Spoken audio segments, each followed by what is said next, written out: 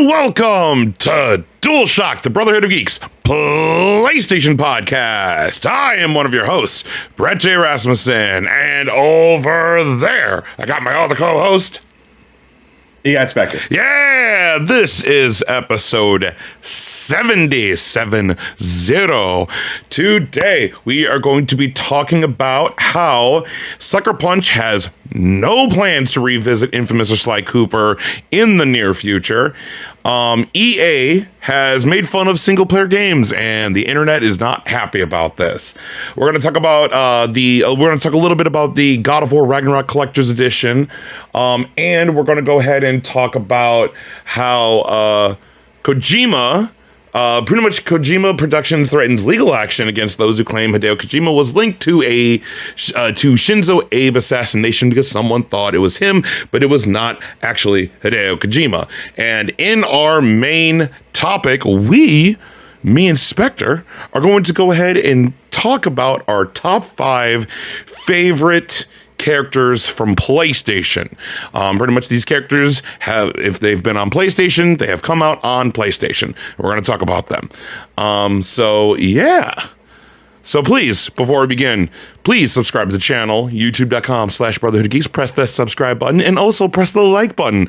That way, YouTube knows that you like what we do, and we know you like what we do, and all that kind of fun stuff. We would really appreciate that. So like and subscribe, all that kind of fun stuff. You can find all of our socials in the description down below. And with that being said, how you doing, buddy? Oh, that way, yeah. I'm doing fantastic. Yeah, it's a of course, it's kind of a, relatively slow news time still. So we're kind of doing a bit of a fun topic. I think this is something that we've kind of been talking about for a while, and it's just a fun kind of thing for us to share, and maybe you'll get to know us a little bit better and kind of where what we sort of see and prioritize as our favorite games and characters. So we'll talk a little bit more about kind of how we selected them. There was some ground rules that we established. No repeat characters from one franchise. So you couldn't just pick you couldn't just pick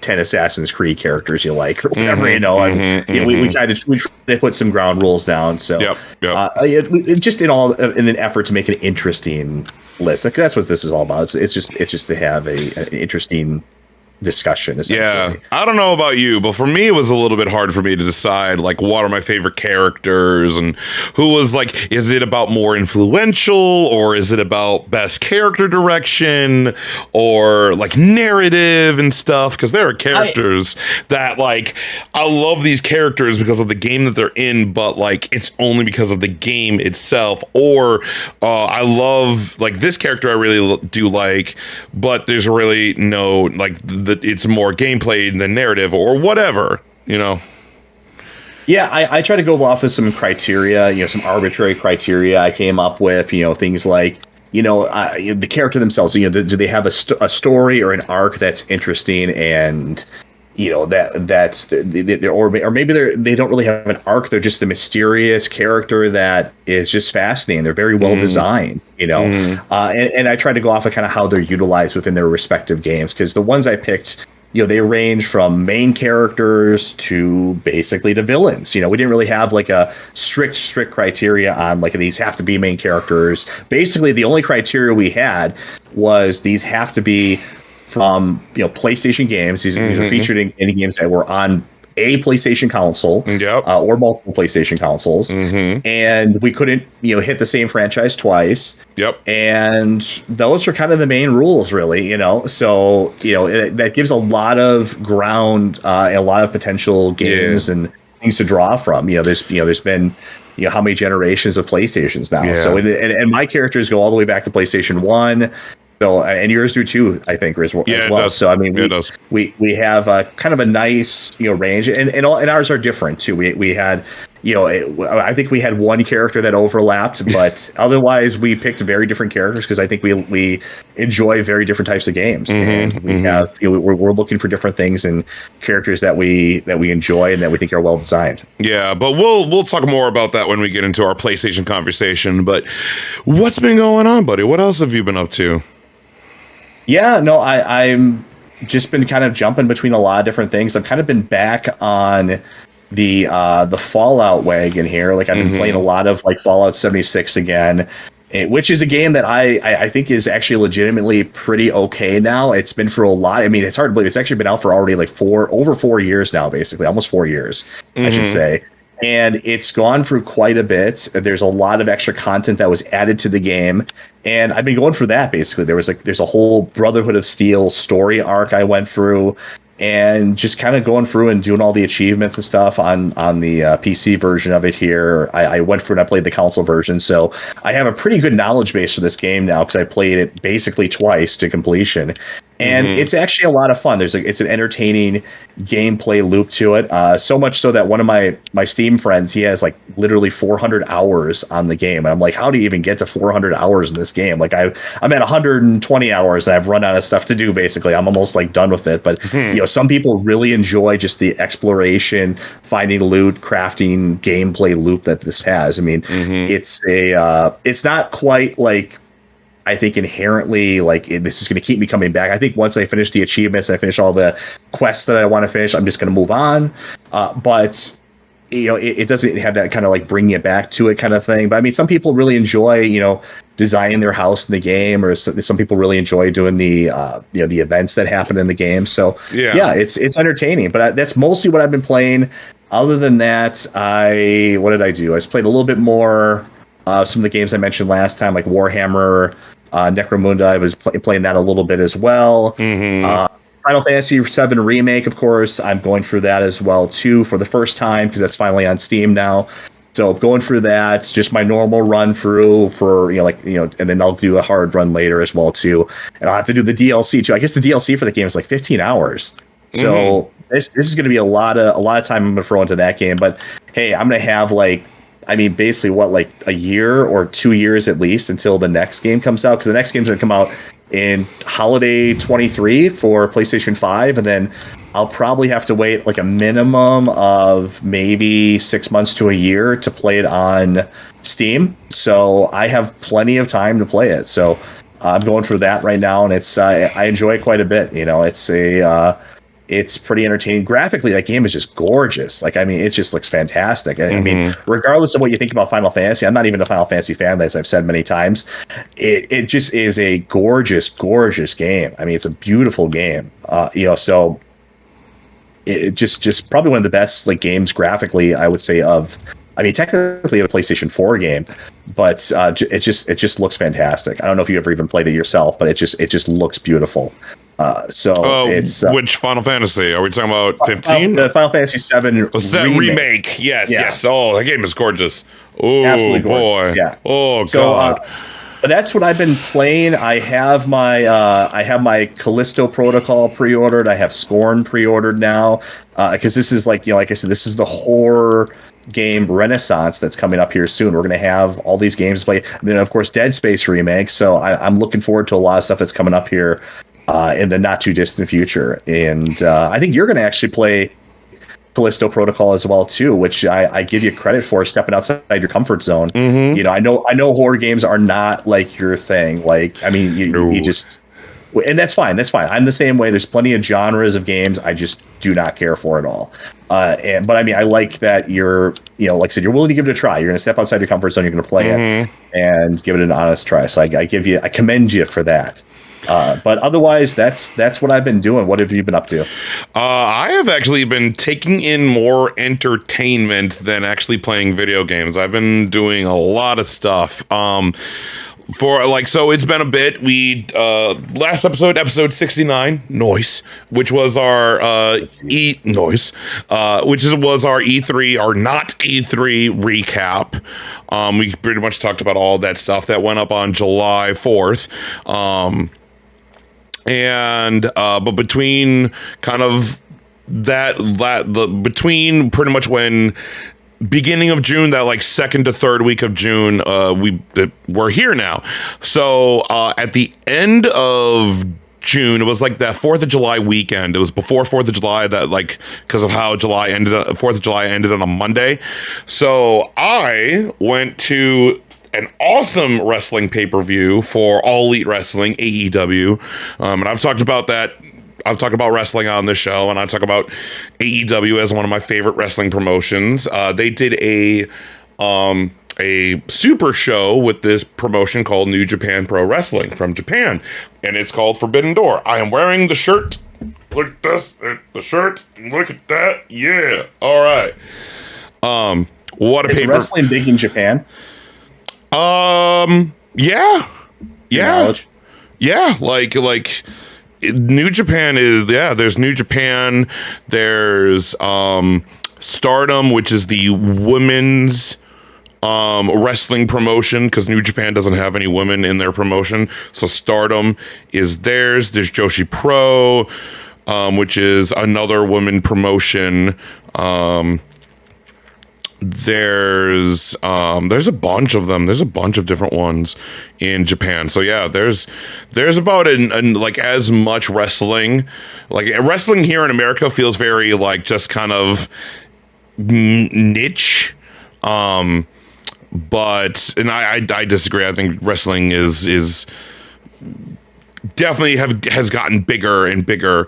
It's not in the well, it's still not mainstream. People look at wrestling in a very, they kind of look down on wrestling. I mean, mind you, Vince McMahon is being looked. There's a whole case of him being looked into, of him giving hush money to 4 different women throughout like the past decade.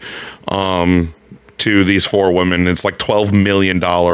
Again, I'm not going to get into that kind of stuff because I could probably do a whole hour talk about that. But anyway, so I went to AEW Cross New Japan Pro Wrestling Forbidden Door that 4th of July weekend, which was, that's why you couldn't come to my party. Yeah, that was a great it was a great party. By the way. I heard about that. I saw like you, mind you, it was one of those things that like I got the tickets like very far in advance when it happened. I don't hold it against you. No, it's it's your thing. You know, I mean, this is like your Super Bowl you're going to. You know, like I mean, I know you love this stuff to death. So yeah, no, I don't hold that against you at all. No, I get you. Like literally, if it was Saturday, I would have been there wholeheartedly. But it was like that Sunday, and I'm like, oh, I'm going to Chicago for this wrestling show. I'm sorry. What was this party? Remind me, what was this party for again? Oh, it was just a get together thing that we were doing, but okay. There and stuff. But it's okay. We'll catch you. Catch you the next one. Got it. Okay, but yeah, so I did that, and then like that like the after 4th of July or whatever, like this, like I pretty much just ran the gambit of all of Stranger Things. Like I have never watched Stranger Things up until like a few days ago. And I just marathon through like season 1, season 2, season 3, and season 4. I love season 4. Eddie is my man. I love Eddie. He is my boy. Dustin is my favorite, like, original character. He's my favorite OG. Dustin's the guy. Him and Steve, their bromance is, I love it. And my God, season 4 is so good. Oh my God. I'm so excited for season 5, like, which will probably come out next year or whatever, but well done. The Duffer Brothers are very, very good. And the reason why I haven't watched Stranger Things is because I thought it's like, oh, this is horror based, even though it's in the 80s and, you know, all the music and the kids play D&D and stuff. So it's that kind of stuff. But it was a horror thing, and I'm like, yeah, no, I'm gonna pass. And then what made me want to watch Stranger Things is that I saw on Facebook one time, I was just scrolling through Facebook. There's a clip being shown of Eddie playing Master of Puppets from Metallica. Which, side note, that song has hit the top 100 or top 10 charts again in like 25 years since it like first hit. Which good for Metallica, because everyone has been reintroduced to that song and they're like, oh my God, this song is amazing. But it's a very pivotal point in the plot. So I was watching it, I'm like, what is this awesome metal? and I'm like, oh, plot's happening. I need to stop right now. I need to watch this so I can get to here. And it was great. I season 1, season 2. I love season 3. I know I'm in a small boat because I know people have problems with season 3 of Stranger Things, but I very much enjoyed it. And then season 4 is phenomenal. Oh my God, it's so good. I'm not going to get into spoilers. I'm not going to get into that. Maybe I'll go ahead and do episode reviews of Stranger Things in the future. Maybe I'll do that. That's all you, man. I won't be around for that. I just, I'm not a fan of it. I watched the first season, and I watched I think a little bit of the second season.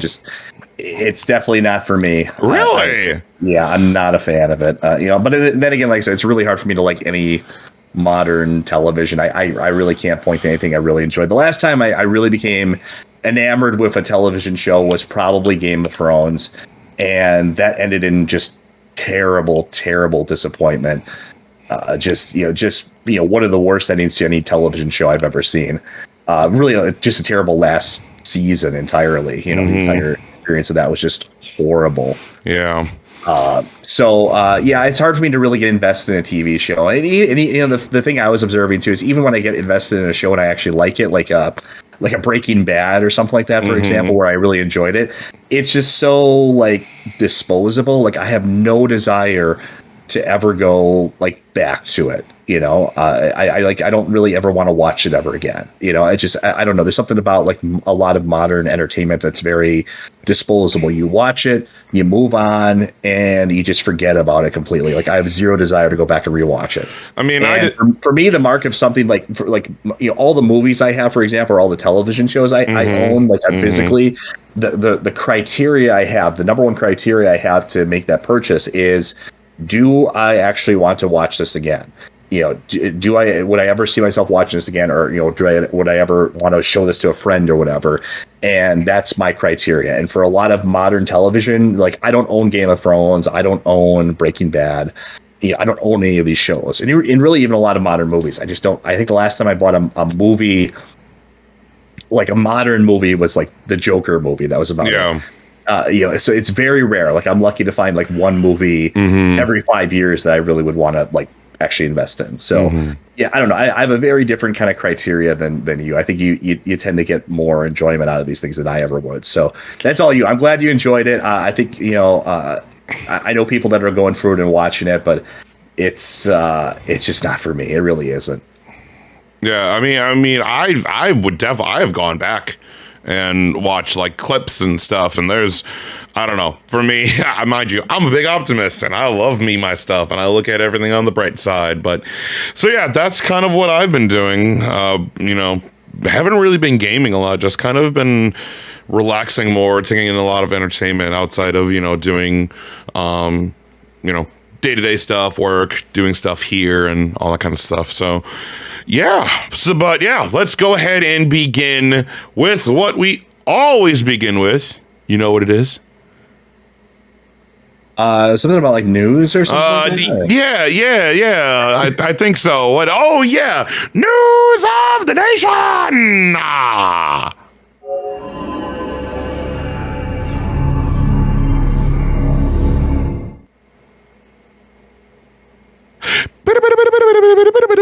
All right. So let's begin.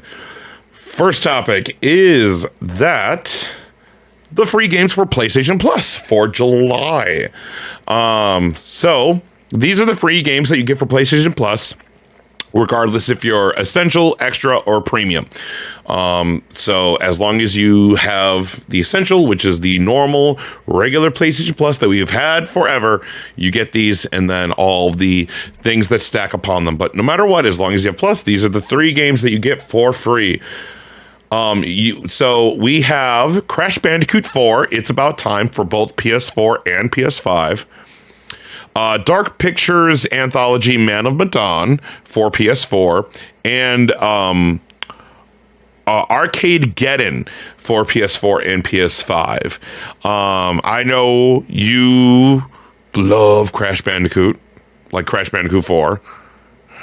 Yeah, I mean, just that alone, I mean, it's not a bad month then. That's That's really nice. I mean, yeah, I never actually finished Crash 4. I got to go back and actually finish that eventually. I'm hoping that they'll get like a Steam release or something for it eventually. Yeah. Now that Blizzard is under new ownership, maybe they'll correct some of their past mistakes here. Hopefully, eventually. Either that or they'll just be, just get rid of the studio or something. I don't know what the hell they'll do to it eventually. Blizzard's in such a bizarre place these days. But no, Crash 4 is in Blizzard and Activision or whatever. But Crash 4, a lot of fun from what I played for. I got like halfway through it, I think, when I played through it. And I really, really enjoyed what I played. So I just never got around to finishing it. I mean, it just was too much to do at the time. So I mean, that's a solid. I mean, just that alone, just completely forgetting the other titles you mentioned, that alone, pretty solid month. Yeah. Because we have Man of Medan, and I played through Man of Medan. It's by Supermassive, the guys behind Until Dawn, and they have done the Quarry. The Quarry just came out pretty much late last month in June. Fantastic games. They're very narrative driven, and I know that's kind of not your thing, Spectre. So I disagree with that. Well, but I like a great story, yeah, of course. But what I'm talking about, the narrative gets the focus over gameplay. That's what I mean. The gameplay. Yeah, I see what you mean. Yeah, no, I don't want to give the impression that I don't like a good story. That's probably one of the most important criteria for a lot of my games. I really enjoy a great narrative, a great story. The thing that makes it a video game, though, is it has to have good, entertaining, engaging gameplay that complements it. So that's the difference between kind of, I guess, what we're looking for. Yeah, and then you get Arcadegeddon, which I'll go over the little synopsis for this one. So, Gilly, the owner of a local arcade, is trying to save his business from a faceless mega corporation, Fun Co. And what better way to stick it to the man than with a brand spanking new super game? Unfortunately, the core gets wind of Gilly's plan and launches a cyber attack, injecting a virus into the game. Now it's up to you to rise up and save both the game and the last remaining local arcade in this ever-evolving co-op multiplayer shooter. Offering a mix of PvE and PvP gameplay, you and up to 3 friends online to explore multiple biomes, compete in mini-games, find hidden chests, and battle a crazy cast of enemies and bosses. So yeah, those are your free games for July. As always, what we always recommend is that just add them to your library. That way, if you have Plus, you can download them whenever you want. As long as you have Plus, you can go ahead and play them. So yeah, that's definitely what I would recommend, is just add them to your library and it'll be all set. Spectre doesn't like subscriptions, but we won't get into that. Yeah, no, I've gone over that many times. Probably, so. Hence why he goes. I'm just you don't have anything nice to say. Don't say anything at all, right? I never really believed in that, but yeah. So yeah, but let's move on. All right, next topic. I'm going to talk about this very quickly. You brought up a very interesting subject that I kind of wanted to talk about. We've talked about this before off camera, but pretty much I have here. Tony Hawk confirms plans for Pro Skater 3 and 4 Remake were abandoned after the Blizzard merger. As you mentioned before, where Activision Blizzard is in fire right now. And like, just pretty much what happened is that Vicarious Visions got sucked up into Blizzard and pretty much doesn't exist anymore. Like, they just, they took whatever assets and stuff, whoever they wanted, and just killed Vicarious Visions. All that studio, the studio exists, but not in name, if that makes any sense. This is coming from IGN. So Tony Hawk confirmed that Tony Hawk's Pro Skater 3 and 4 was planned to follow in the slipstream of the successful 2020 remake of the original 2 games, but the project died after Activision's decision to officially merge developer Vicarious Visions into Blizzard. The skateboarding legend discussed the decision to abandon plans for more remakes during a Twitch livestream with Andy Gentile, a former Neversoft designer who also served as senior designer for Tony Hawk Pro Skater 1 and 2. Quote, "That was the plan. Even up until the release day of Tony Hawk Pro Skater 1 and 2, we were going to do 3 and 4, said Hawk. Then Vicarious Visions got kind of absorbed, and then they were looking for other developers, and then it was over." According to Hawk, Activision was ultimately unimpressed with the proposals it received for further Tony Hawk Pro Skater games, so the project went no further. Quote, "The truth of it is that Activision were trying to find somebody to do 3 and 4, but they just didn't really trust anyone the way they did Vicarious. So they took other pitches from other studios. Like, what would you do with the Tony Hawk Pro Skater title? And they didn't like anything they heard, and then that was that. I wish there was a way to bring it back. I mean, who knows? Maybe when all the dust settles, maybe we'll figure it out. You never know. I would never have imagined we were going to do 1 and 2 20 years later. So yeah.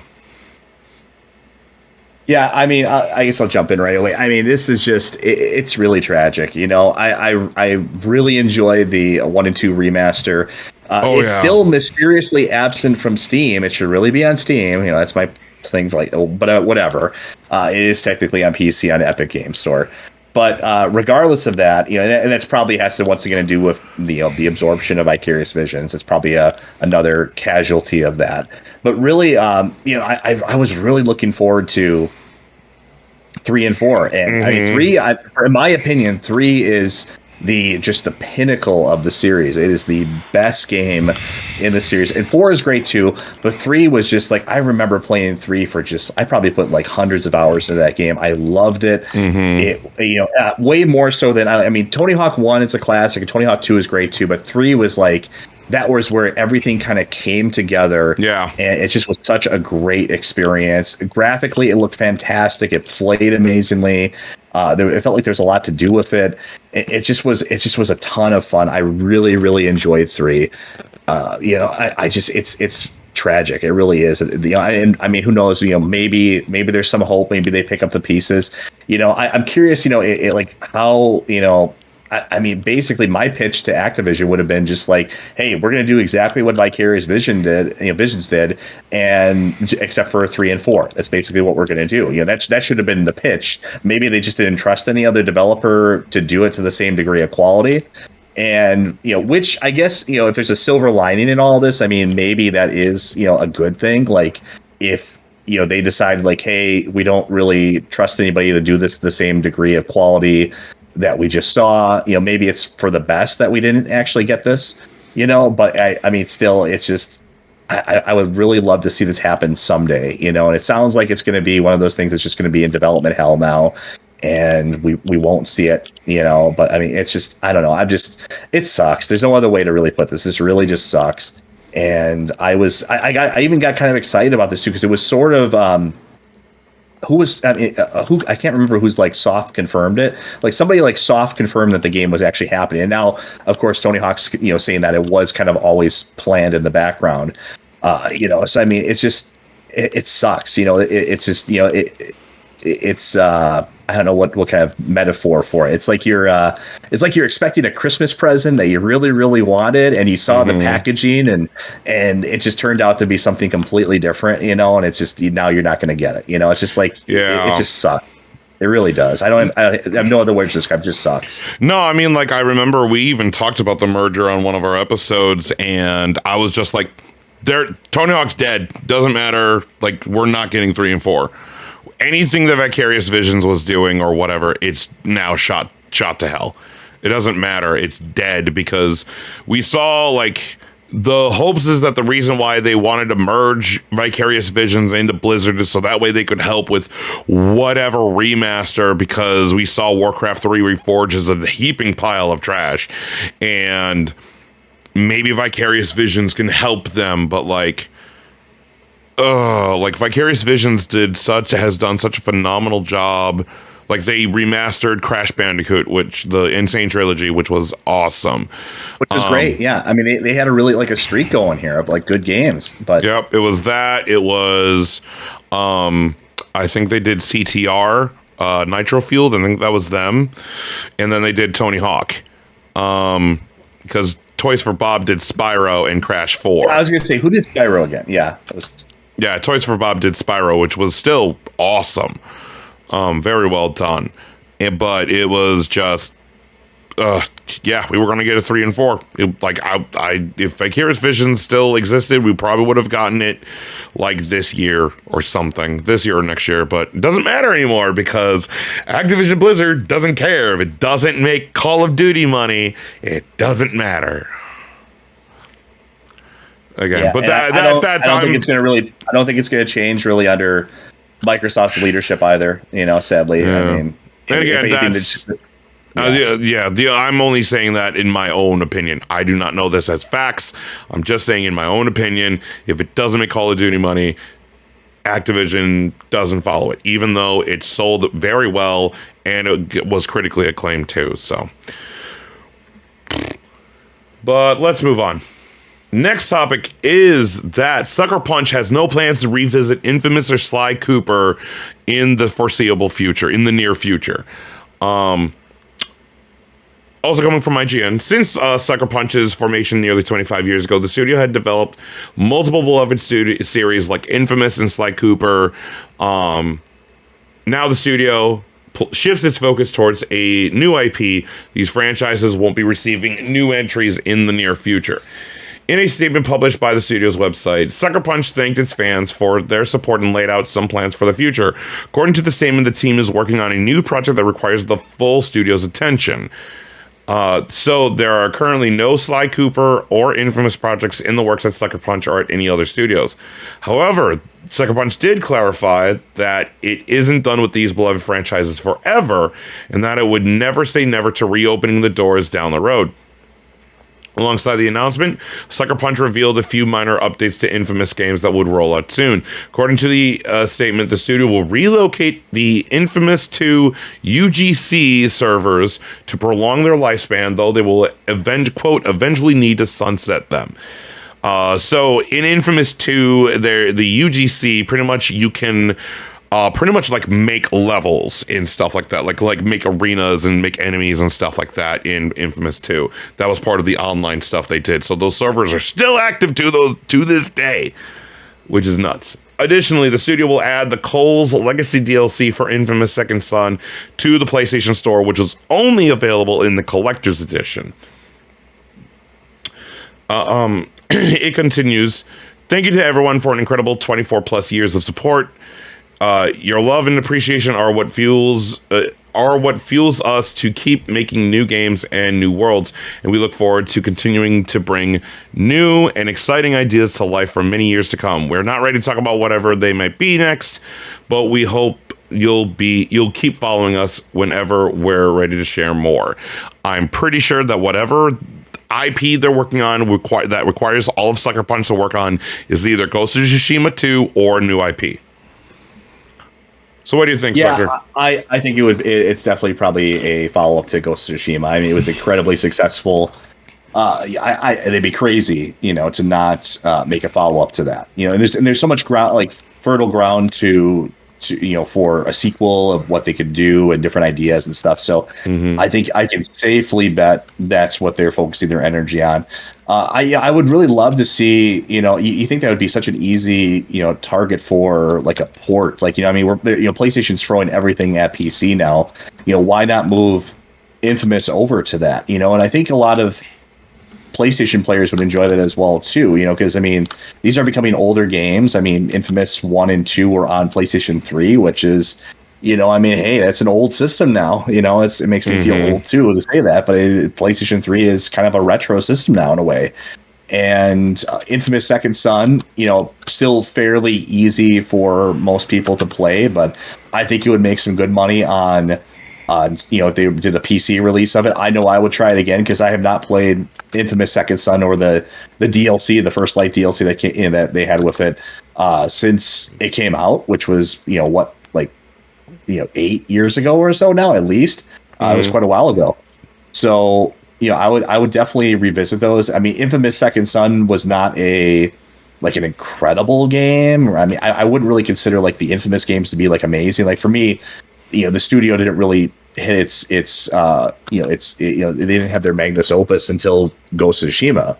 But I would still like to see them continue the series. I'd like to see them try something new with it, and take the story in a new direction, and maybe take some more risks with it. But yeah, no, I at least I was hoping for like a PC port, but I don't know if we're gonna get anything like that, at this point. Yeah, I mean, like, I would like to see. I mean, mind you, we have the premium, which allows you to play all the PS3 games, which allows you to play the Sly Cooper collection and all of that kind of stuff. So, I mean, there are ways on PlayStation to go ahead and play these old games. So, yeah.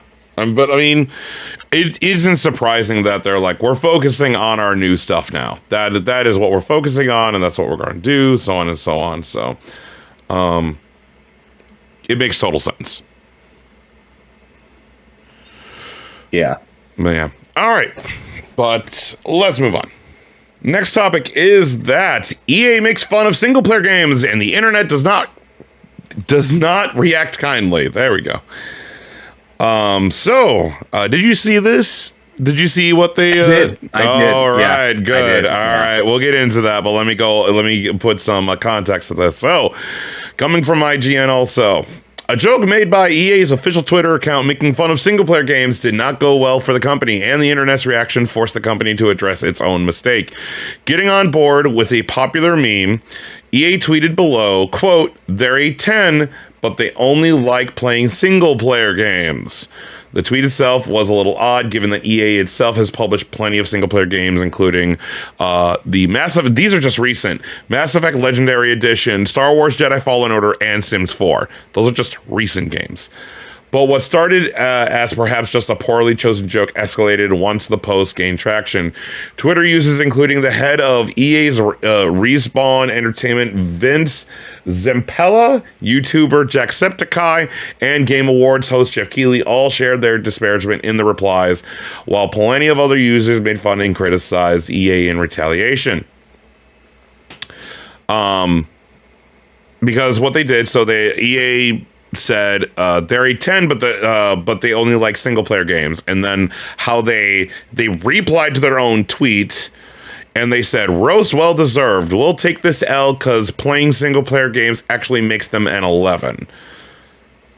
So there's that. Anyway, so some tweets compared Jedi Fallen Order with EA's multiplayer Star Wars game Battlefront 2, which was heavily criticized when it was launched for its microtransaction and loot box system, while others pointed out that EA has recently announced a remake of the single-player Dead Space and another single-player Star Wars Jedi Survivor, which is the sequel to Fallen Order.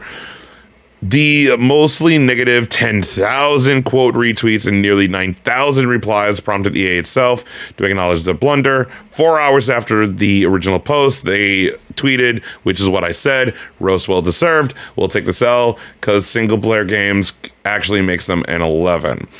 So do you know what this meme is first? Because I don't think I do. No, I mean, it sounds like some, some Reddit meme or something. I don't know. I've never come across this before, but yeah, no, I mean, in terms of the meme itself doesn't really matter. I think first of all, before I kind of get into the actual tweet itself, I mean, part of me wonders, how organic is this? Is this just was this like a calculated thing? Like this was intentionally, meant to be sort of trolly or upsetting to kind of get more attention to them. Like, I mean, part of me always wonders that. I find a lot of stuff, especially like on Twitter, like very disingenuous. I'm sorry to interrupt, but I'm actually going to jump in to just explain what this is, so that way, because I don't even know what this is, so I wanted to double check this. So, pretty much what this is that I just Googled it and stuff. So what it is that it's a new fad. It's on TikTok with users getting creative while visualizing a less than ideal relationship. Know the meaning of he's a 10 but blank. Well, I think we don't need to explain the joke. I think people understand the joke. But I mean, it's that he or she is a 10, but there's an apostrophe. There is an asterisk I think the joke isn't. It's not exactly complicated. It's pretty easy to understand. Well, as anything on TikTok is pretty easy to understand, but it's not exactly a highbrow entertainment. Anyway, but, anyways, back to the actual substance here. Part of me, just thinks is this actually organic? Is this real? Was this just was this some cold calculating people at the EA social media thing saying, how could we piss people off and get more attention to us and our social media account? I know, we'll take this meme and we'll say something provocative. So part of me always wonders how organic any of this is. There's no way for us to really know one way or another, but just kind of it's always in the back of my mind. In terms of how sorry, go ahead. I said in terms of how tone deaf this is, I mean, this is why. I mean, this is just another poster case for why you don't give the intern the keys to your social media account for a major corporation. I mean, because you get major screw ups like faux pas like this. I mean, this was. I mean, it doesn't really even make any sense. Like, I mean, just anyone with just a cursory knowledge of EA, especially like I said, the games that they've been putting out for the last 5 to 10 years or so. I mean, a lot of the big ones have been single player games, like we mentioned. So it just seems like it's really weird, and like just it comes from somebody that doesn't really understand. Like that actually kind of lends me to towards the conclusion that it pushes me towards the conclusion that maybe this is real, and it just was like a really tone deaf intern that just has no knowledge of the company at all, and it was just put in there for the sake of being put in there. And because you have to remember, with a company like EA, it's such a massive company with so many people in it, and I think it's just a fantasy to assume that that's this idea that if you're in a video game company or you're working for like a video game retailer, for example, that everyone in the company is is an avid gamer with a great knowledge base of their products and of gaming. It's a fantasy. A lot of people are for a lot of people, this is just a job, or this is a stepping stone to something else, or they got into this and they just really don't have a lot of experience with gaming, or they don't have a lot of knowledge of it. So this could just be some intern that just really had no idea and just got their wires crossed here a little bit, and voila, you have this terrible reaction. So I don't really know what to make of it. I guess the simplest explanation would be you had some stupid intern that had the social media account, and they had to put out something, and they looked at whatever was probably some younger intern that was looking on their TikTok, and they're like, oh, this meme is really popular. How can I relate this to EA and what they do, and blah blah blah, and in a provocative way, and that's what they did, and there's a backlash on it. I mean, I think this isn't anything like extreme. This isn't this is pretty benign in my book. This is nothing like the Battlefield 5, for instance, the active disdain that they had for their fans. This is pretty innocuous in the grand scheme of things. This is nothing like some of the other things we've seen from like Bethesda, for example, or EA, where even EA itself in the past, where they've basically openly shown their hatred and contempt of their fan base, or segments of their fan base. So I think in the grand scheme of things, like, I mean, does this raise my blood pressure? No. It's just a silly, stupid tweet. Like I said, I think from an intern or somebody that just really doesn't know what they're talking about. And it's kind of sad in a way, like I have, I don't really do social media, but I do have like a LinkedIn, and I do see, like, I do follow these companies like EA, for example, Bethesda, a lot of these big gaming companies I follow. And every once in a while you'll see like a post of, of people that, are hired on to EA in particular, or these, and they'll usually do like a big social media post like, oh, I just got hired on to EA and they gave me this welcome package and blah blah blah. And then I look at you can click on their name and kind of look at their work history, and it's completely nothing to do with gaming. Like I saw one woman on there that was hired for EA as like a project manager, and she was like literally like a yoga teacher for 8 years. Like, I mean, like, what is this? What does she know about games? it just was like, so I think that's a case of what happened here. It's a case of just somebody that's in a position here to handle social media, and they just don't know much about the company that they're working for. And I think that's probably what's happening here. Well, no, I think that this is whoever, whoever had the keyboard. That's my hypothesis. I can't prove any of this. That's my hypothesis. I understand. I get you. But what I'm thinking of is that EA, whoever was part of the head of their socials or whatever, they were like, oh, this meme is trending right now. They're a 10, but blank. Oh, we'll just say this. We'll jump, we're trendy and stuff. And they went ahead and, of course, because EA outwardly said, we do not like single player games. It doesn't make us a profit. It doesn't make us money, even though it does. Even though it doesn't make it as profit. But EA has outwardly said, we want to do more multiplayer games or whatever. Single player doesn't sell. No one likes single player games. People prefer multiplayer games. You are right. That is a good point to bring up. There is a history here of a kind of a bias, similar to like how Sony, for example, has this kind of bias against, they're kind of gone on record before saying that they don't care for, older games. Like, why would anyone want to play an older PlayStation 1 game, for example? So there's definitely a history there.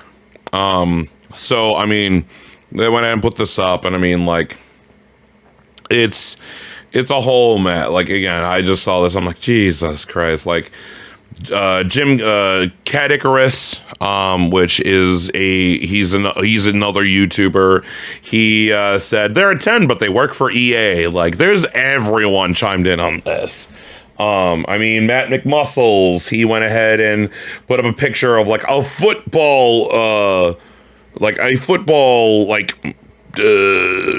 plan, like, when the coaches and do that thing. And again, I watch wrestling, not sports ball. But it's a football play, and it's on Madden. It says clown post, press X, and it's clown post, which it is very much a clown post. So on and so on and so on. There's thousands and thousands of people just going, oh my God, Jesus Christ. And this was so dumb. I'm like, guys, like, some of you, like, Jedi Fallen Order was an amazing game that came out. That was a single player game. Like, the Mass Effect, you haven't done Mass Effect in ever. You went ahead and brought it, remastered it.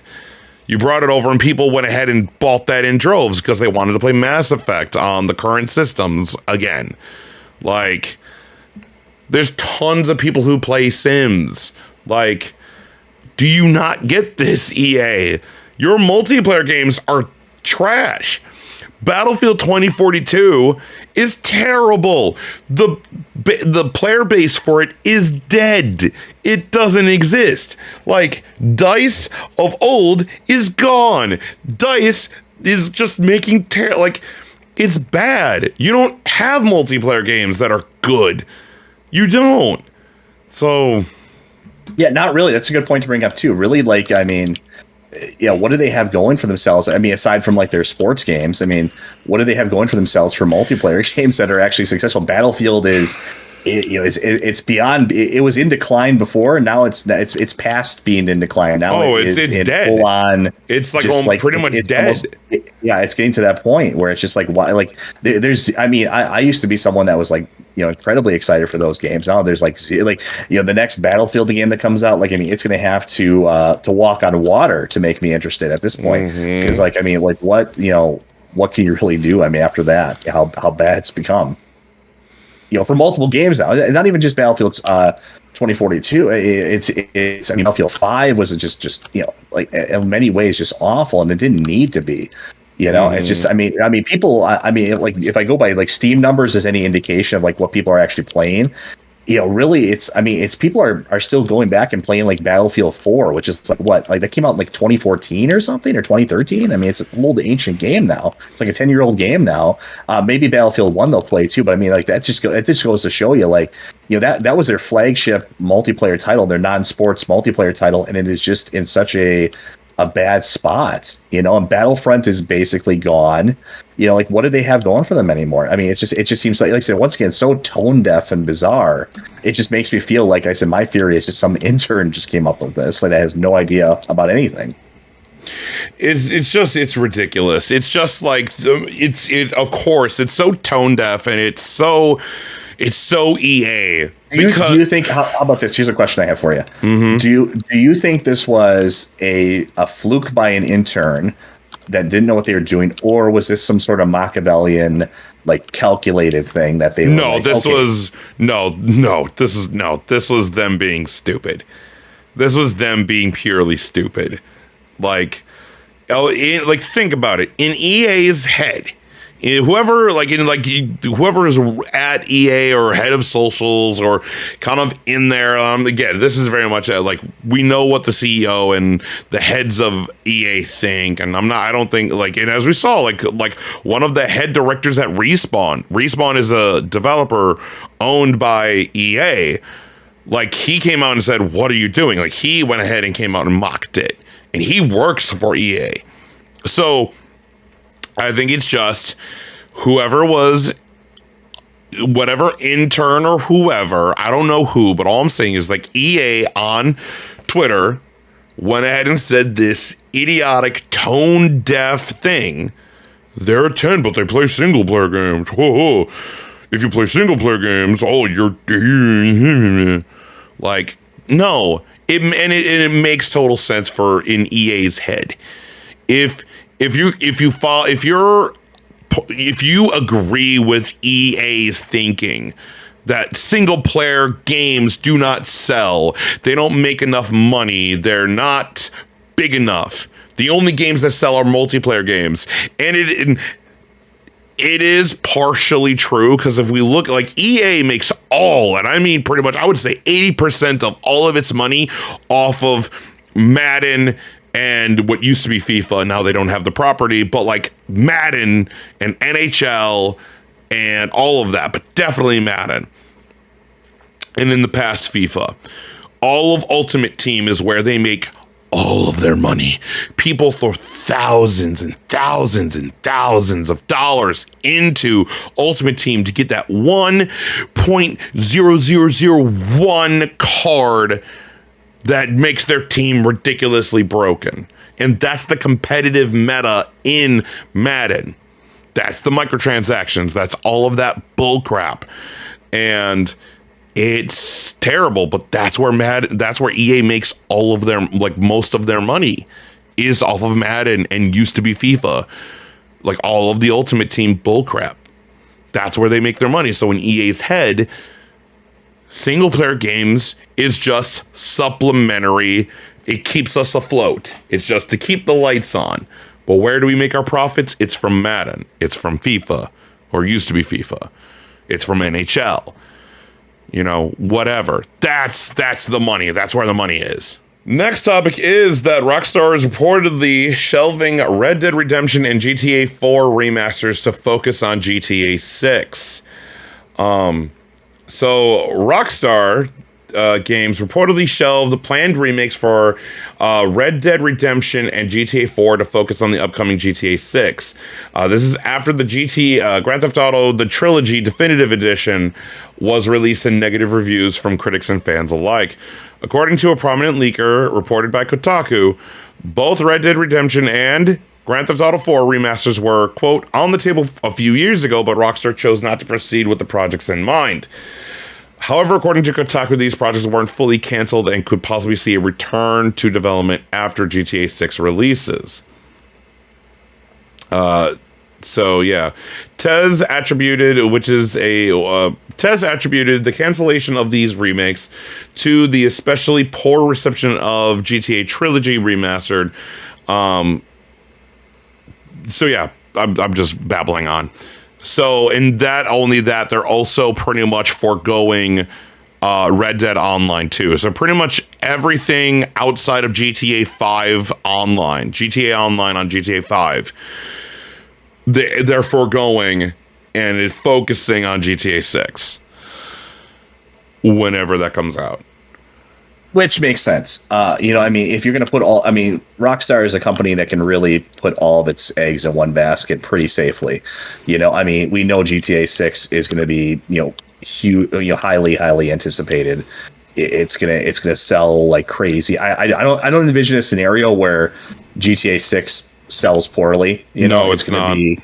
It's gonna sell like crazy. I mean, look how amazingly well, they did with GTA 5. I mean, it broke every sales record that exists.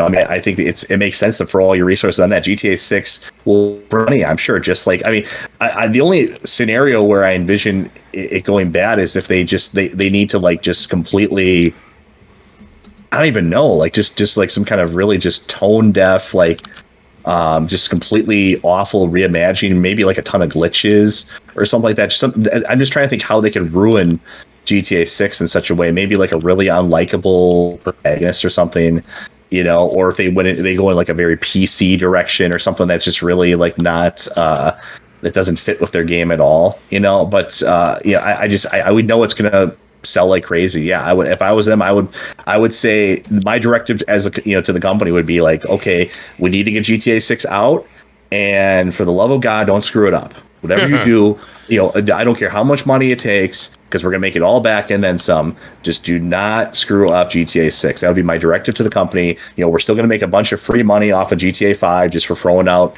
content updates here and there. Yep. Just make GTA 6 incredible, and we'll be able to ride off that for another 10 years. Mm-hmm. Yeah, I mean, the only thing that sucks is that Red Dead Online never, and I mean never, got any shine. Rockstar never pretty much kind of cared about Red Dead Online. It feels like Take-Two wanted their like Red Dead Online to exist, so because of the success of GTA Online. So they made it, and again, it took forever for that to happen. Like, it took months and months and months for that to happen, and then the people who play Red Dead Online, they barely have gotten any content updates on like other multiplayer games. And now it's just like, yeah, we don't care about you. If you want to keep playing, go ahead, but you're not getting anything new. Like, probably ever, at least not in the foreseeable next few years. So I get it. I understand like the whole business practices thing of like Rockstar throwing all of their power and, thinking into GTA 6, but like, mind you, my God, it took like how long for like Red Dead 2 came out in like what, 2018?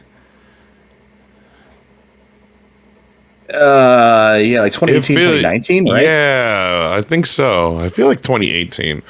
But like, because GTA 5 came out in 2013? Yeah, it did, because it came out the same year as Last of Us, and Last of Us beat it out for Game of the Year. Because it was in the same similar year that the PS4s were coming out. Yeah, that sounds right. Because it would also remember GTA 5 was on. Was it on PlayStation 3? Yes, it was. It was PS3 and 360. Yeah. And people were like, "Well, where's like within the first year, people wanted it on the PS4." As it took like about, I think it took like 2 to 3 years after the PS4 came out for it to finally get remastered to the PS4. It took a long time. It was like it was not instantaneous. So yeah, but business wise, I understand, but it does suck that they're just foregoing other properties or other games that they haven't really shown focus to. And again, it takes them forever to go ahead and make a new game. Mind you, like, I'm used to that, but like, there used to be like, you had Bully and GTA 4 and then like all the other stuff. Like, it's just like, it was GTA 6 in 2013, 13, 14, 15, 16, 17, 18, 5 years, and then for Red Dead 2, and then 18, 19, 20, 21, 22, So we're probably not going to see GTA 6 until 2024, 2025, if I'm a betting man. And then, Sounds about right. It might be squaring off against like who knows at by that point, Elder Scrolls 6 or something. who knows? But I don't know. Next topic is that Ubisoft is going to be shutting down multiplayer and online services for 15 games coming September of 2022. Ubisoft is set to shut down multiplayer and online services for 15 games on September 1st of 2022, including 5 Assassin's Creed games, Far Cry 3, Splinter Cell 3, Blacklist, Prince of Persia, Splinter Cell Blacklist, Prince of Persia Forgotten Sands, and more. For games like Assassin's Creed 3 and Brotherhood, the installation and access to DLC will also be unavailable at that date. Oh, wow. Closing the online services for some older games allows us to focus resources on developing great experiences for players who are playing newer or more popular titles. Quote, Ubisoft wrote on its support page. So the games that are pretty much being shut down. So, Assassin's Creed 2. Why 2? Oh, it's like the DLC. So Assassin's Creed 2 DLC, Assassin's Creed 3 multiplayer, Assassin's Creed Brotherhood multiplayer, Liberation, Revelations, Driver San Francisco, Far Cry 3, Tom Clancy, Ghost Recon Future Soldier, Prince of Persia: The Forgotten Sands, Rayman Legends, Silent Hunter 5, Space Junkies, Splinter Cell Blacklist, and Zombie U. So yeah, they're shutting all that stuff down. God dang.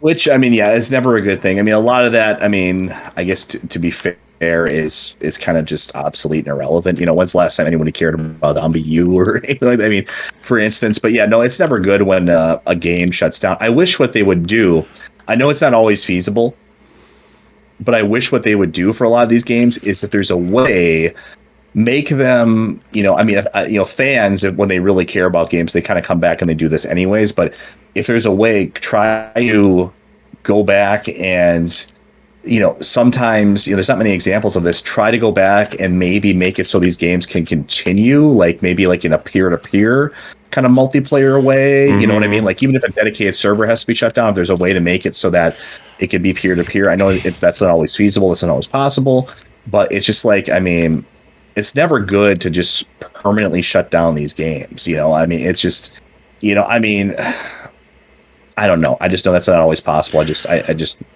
in a perfect world, this would never happen. Is what I'm saying. I love the multiplayer from Brotherhood, and I played that. That was a multiplayer game that I very much enjoyed. I mean, I kind of can understand that, like, you know, that's servers that you have to keep active and connected, and you would rather use those servers for newer games or whatever. But I do agree that I feel that there is still a way that you can keep these games active in some way and still have the multiplayer be accessible. But what I don't like, the one where I'm like, what are you doing, is that the DLC, whatever DLC content, you cannot, once, like after September of this year, you cannot download or install it. What? So like, as like for for instance, for Assassin's Creed 3, on PS3, Wii U, and 360, you'll be unable to play multiplayer, link Ubisoft accounts, or use online features. But you can still download the DLC because that's connected to the PlayStation Store. So for PS3, you can still download The Tyranny of King Washington, which is an amazing DLC expansion in Assassin's Creed in general. But you can still access it because it's on the PlayStation Store. But for PC, you won't. Additionally, so you can't play multiplayer, link Ubisoft accounts in-game, or use online features. Additionally, the installation and access to downloadable content DLC will be unavailable on PC. Which I'm like, what?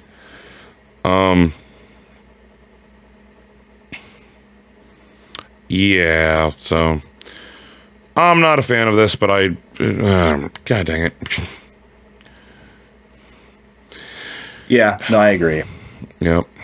We'll talk about this for a little bit, and I'm actually going to go ahead and, let's go ahead and talk about this collector's edition. So, finally, God of War Ragnarok exists. Like, it exists, but we got a street date. We got a launch date, and by doing that, like, pretty much what happened is that there were leaks about a collector's edition, like, pretty much that there's a collector's edition coming out, and by doing that, God of War Ragnarok would be coming out this year and stuff. It's more of a confirmation, but fans were like, what's going on? Where's this game? Cory Barlog had to come on and be like, guys, be patient, because fans were getting really, really antsy to the point of being a little bit terrible. Don't do that. Don't be crappy people. Anyway, so a few days ago, Sony Santa Monica put out a video, and there's a PlayStation blog and all of that on the collector's edition of God of War Ragnarok. There are multiple editions. There's the standard launch edition, the digital deluxe edition, the collector's edition, and the Jotnar edition. I'm going to go ahead and pull up the Jotnar edition. Let me pull this up. Here we go. Bam! Look at that. Look at that. Gorgeous Jotnar edition. All right. So what you get is you get the Falcon, Bear, and Wolf pin set, a 7-inch vinyl record music by Bear McCreary of the God of War Ragnarok soundtrack, the steelbook, but you get no disc, which I don't get it. I'm like, should put the disc in there. Give me a steelbook, but with no disc. I can't remember what collector's edition started that trend, but yeah. God, I don't even know. I know weirdly they did it in Horizon too. The Horizon Regalia edition and the collector's edition, they did it in that one too. And I'm like, what? Just give me the disc. Anyway, you get 2-inch veneer twin carvings, and there's 2 of them. The legendary Draupnir ring, Brock's dice set, the Yggdrasil cloth map, the Knowledge Keeper shrine, which is the big, pretty much what's holding all of this, and that's like the shrine that we saw in God of War 2018, where it's like Tyr, the god of war of Norse mythology and kind of his stories and his travels. And inside of it, you get a 16-inch replica of Mjolnir, Thor's hammer in God of War Ragnarok, that we actually got to saw at the end of God of War 2018 as like the stinger, which was and then also you get as downloadable content, you get the Darkdale armor, the Darkdale axe grip, Darkdale blades handle, Darkdale attire for Atreus, which is cosmetic, full game for PS4 and PS5, avatar set, Dark Horse digital mini art book, a PS4 theme, yeah, official God of War Ragnarok digital soundtrack, and that is what everything in this comes with. But it's so sexy, it's so gorgeous. It's just, look at Mjolnir's hammer, it's so gorgeous, it's so sexy. All right, so tell me what you think. Tell me what you thought, or whatever. What is your opinion? Yeah, I had a very different reaction to this. I personally do not care for this at all. I was very underwhelmed by this, to be honest with you. And I'm glad that you like it. I'm glad that you'll enjoy it. But I'll be doing an unboxing of this. I'll be doing an unboxing video for this. You'll be doing it. Yeah, that's the key word there. Because I will not be picking this up. And it has nothing to do with the game. I do plan to play the game. Of course, I'll have to wait to play the game, because I won't be playing it on PlayStation. But this is not a commentary on the game at all. The game looks really good, and for the most part, I think it's looking fine. I'm not all that worried about the game. I think the game is going to be quality, just like the other ones have been. But we're just talking about the collector's edition here, and I was underwhelmed. I really was underwhelmed by this. I just don't think there's much that came with it. There's the centerpiece item to this is that hammer, Thor's hammer, and my reaction to it was like, okay, this is it, really? I mean, this was the most original thing they could come up with, was Thor's hammer. I mean, maybe Marvel kind of spoiled this for us, but I mean, I feel like we've had 1,000 Mjolnir's, hammers, floating around there. There's even a Lego version of it at this point. And I just think they could have done something a little bit more original. I would like to have seen, I mean, maybe they have to save this for the, the eventual third game in this kind of trilogy or whatever this ends up being. Well, hold on. Hold on, because this is it. No. Norse mythology, this is it. They've actually come out to be like, this is it. It's only two games. Yeah, it's 2 games for Norse mythology. This is even worse then. There's no third game for them to save like a really cool Odin statue for, like an Odin Raven for, like a kind of a really cool like original statue for. That's what I would like to see. Something like different and something original. I mean, like even going back to like, and we talked about this before, like as much as underwhelming as the God of War 3 collector's edition was, with its Pandora's box, like its little mini plasticky Pandora's box that was nothing special. At least it was, to its credit, it was different. It was original. It was something that was a part of the series since the original game, and it had some significance. It had some value, and it was different. There's no other. I can't find like a good example of Pandora's box out there for you to just get. It's kind of a cool item. It was important to the series. Yeah, it may not be what everyone would have wanted, but it was a cool item in its own right. This just feels kind of like lazy and bland, and I don't know. I wasn't even asking for like another statue, like a Kratos statue, because now we got a bunch of them, and the one we got from the last game was awesome. It's one of my favorite statues from a collector's edition ever. It looks fantastic. Yeah, I have it right there. Yeah, I mean, it looks great. I still, when I have mine displayed too, and sometimes I'll just stop and look at it, and like the detail on it's fantastic, especially for its price point. It looks like it could be like a $300-400 statue, but it's not. So I think they did a great job last time, and really a lot of the God of War collector's editions usually they tend to do a great job. This one just feels kind of underwhelming. It's a dinky little hammer. And you got some. I mean, some of the other extras are fine. Like the vinyl is fine. The little carving things are fine. They had that in the other God of War 2018 collector's edition too. So I mean, not all of this is really bad. What I think I was looking for was like a centerpiece to this that really just wowed me. And I just think that Thor's. I mean, maybe a statue of Thor would have been better. I don't know. I feel like just this hammer by itself, it just doesn't really do anything for me. It's just kind of bland, and it's kind of like, really, this is it, So I mean, I don't know. I don't plan to pick this up. I just don't. I mean, I'm surprised to say that. I thought I was going to get it no matter what, basically. And it just looks very underwhelming to me. I'm glad that you seem to like it. You seem to enjoy it. You'll do an unboxing of it. Maybe it's more impressive in person. I don't know. Maybe that's the problem. Maybe the video did not do it justice. I don't know, but I just am not impressed by this at all. I wish they would have done something a little bit more original and taken a little bit more of a risk with this.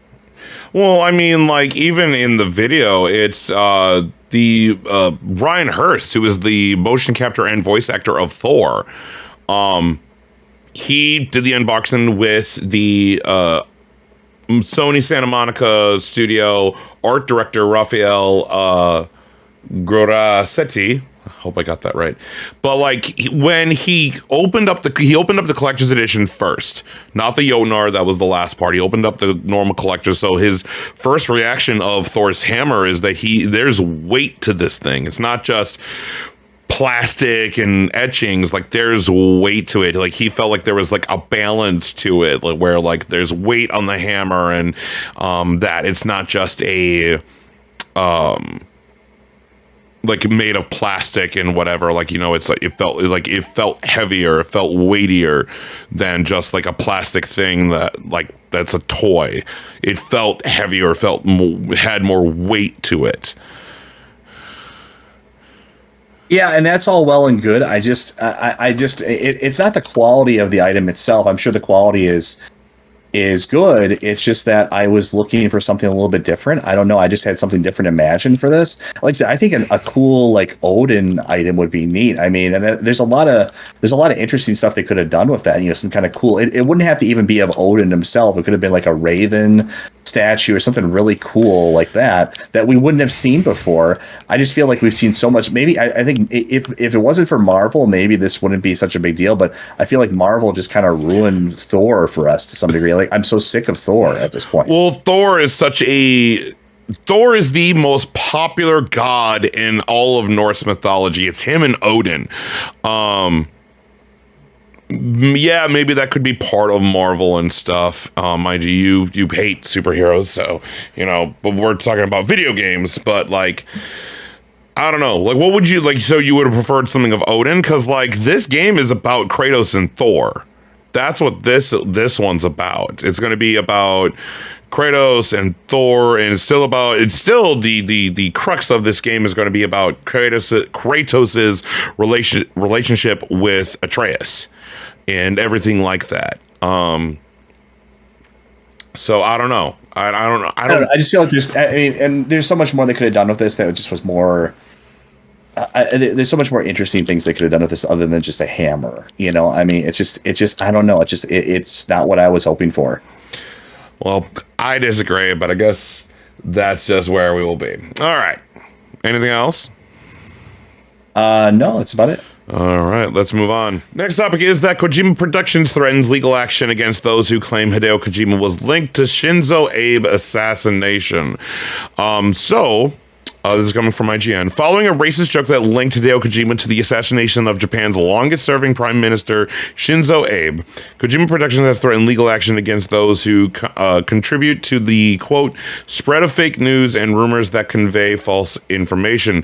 Kojima Productions tweeted out its statement earlier today on July 9th, saying that it, quote, strongly condemns the spread of fake news and rumors that convey false information. We do not tolerate such libel and will consider taking legal action in some cases. As reported by PC Gamer, the reason for this statement stems from a racist joke that seemingly began on 4chan and said that Kojima was the assassin behind the death of Abe, the former prime minister of Japan, who was killed while he was delivering a campaign speech for upcoming elections on Friday, July 8th. Abe was shot twice and passed away at the hospital, and a suspect named Tetsuya Yamagami was arrested at the scene and admitted to being the one who shot the former prime minister. This so-called joke was picked up by a French comedian in a tweet mocking the situation, and that was retweeted by a far-right French politician named Damien Rieu, who is associated with the Generation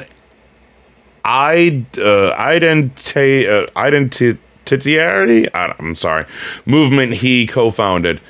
Ryu took the joke as an actual fact and began spreading it. Quote, Greek news channel using pictures of Hideo Kojima wearing a Soviet Yushanka Joker t-shirt and standing next to photo Che Guevara saying he's Shinzo Abe's assassin. Despite this, all the signs of this obviously being some sick joke, images that falsely link Kojima to the assassination appeared, quote, in an Iranian press outlet and as part of a Greek news broadcast. Ryu has since apologized, but the damage has already been done. Now Kojima Productions is doubling down and letting those out there know that he is not something to joke about and that it will take legal action in certain cases if any of this libel against Hideo Kojima continues. So yeah, what do you think, Spectre? I think this is a ridiculous 4chan joke that was taken way out of context by, like I said, like this French politician or comedian or whatever. I mean, it's sort of like the game of telephone here. You know, it was a joke, a pretty benign joke on 4chan, and then it went for a bunch of hands, and all of a sudden people thought Hideo Kojima is supposed to be some sort of assassin. It's sort of just funny and ridiculous on the face of it. It's like, I mean, anyone that has any idea who Hideo Kojima is knows how ridiculous this is. You know, I mean, it's just really silly. I mean, it's one of those things where it's just, I mean, it's a pretty common joke on 4chan, like whenever there's some sort of big like happening or whatever. Usually what's kind of unusual about it is putting Hideo Kojima as the face of it.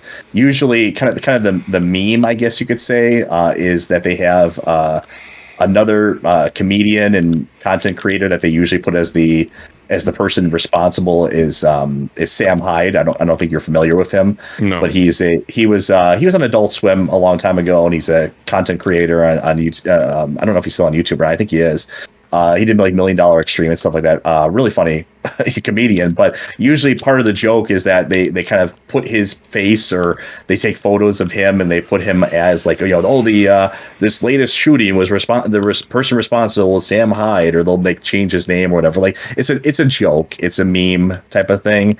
And I think what happened here was you just had somebody that was completely unfamiliar with Hideo Kojima, in a different country, just completely take it totally out of context. I'm sure you could do probably the same thing to us. Like you could probably take the difference is I would have a lot more. I guess I'm inherently more of a skeptical person. I would do a little bit more research on it before I would jump to the conclusion and start posting, that this person is assassin. I'm sure you could take any random sports player or even a wrestling person, like for me, like I don't know anything about wrestling. You could probably name any random wrestler right now and say this person was responsible for the assassination of Shinzo Abe. I'm like, oh, okay, that sounds reasonable to me. I wouldn't connect them with wrestling.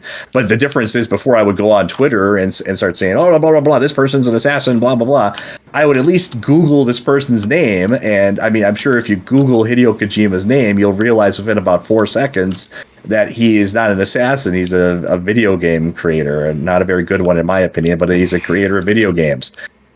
He's a game designer. He's not an assassin. So it just sounds like this was a joke that was just taken way, way out of context. And that's what this comes down to. And I mean, if someone's, it's one thing to post this, to make a joke like this anonymously on 4chan and have a laugh. It's another thing entirely to go on to spam this on Twitter and say, this and blah blah blah. That does move into the realm of libel. Then, yeah. So I agree with Kojima Productions here. I mean, this is if someone keeps pushing this as an actual true narrative, completely straight face, not a joke that was originally intended to be, then yeah, this would technically fit the definition of libel. You can't go around, just as someone couldn't go around saying that you, Brett, were the assassin, and and you would have every right to sue somebody that did that too. That wasn't doing it as like a joke. Like someone wasn't doing it tongue in cheek. Like, somebody stop this madman, Brett. He can't keep getting away with it. Blah blah blah. Like, it's one thing to do that as a joke. It's another thing to go on Twitter and say, how is this person not arrested? Blah blah blah. This is unbelievable. So I think that's what elevates this to the level of, yeah, I can't blame them for lawyering up. It makes perfect sense. You can't just go around. The nice thing for Kojima Productions is I think that anyone that's actually familiar with Kojima and gaming will quickly disseminate to the rest of the public that, hey, this is not true. This is obviously ridiculous. So I don't think this is going to have a lot of traction or really do any damage to Kojima, obviously, because nobody actually believes this. And plus, we already have the actual assassin identified, and he admitted it. They caught the assassin, and he already basically admitted why he did it. He thought that Shinzo Abe was part of some sort of religious group, apparently, or at least that was the official explanation that he gave for the murder. So it's just kind of this ridiculous joke, and it's a very common joke on 4chan. Every time there's like any kind of major shooting or something like this happens, this usually pops up. The only thing that's unusual about it is having Hideo Kojima be the face of it. Usually it's someone like Sam Hyde, the target of this. And I don't think Sam Hyde's ever really pushed back on it, because he probably likes the publicity for it, and he probably thinks it's funny too, I'd imagine. I mean, oh Jesus! So like, the comedian made a bad joke, a very bad joke, and this happened. I wouldn't say it's a bad joke. It's a dark joke. It's a there's a difference between a bad joke and like a dark or mean-spirited joke. Regardless, it's still bad. Like, it's still, it's still a bad joke. It's still, like, regardless, it's not a. Again, it was just. You shouldn't have said. You shouldn't have said. A bad joke is like, but yeah, no. Well, I guess we don't need to get into an argument about jokes, but.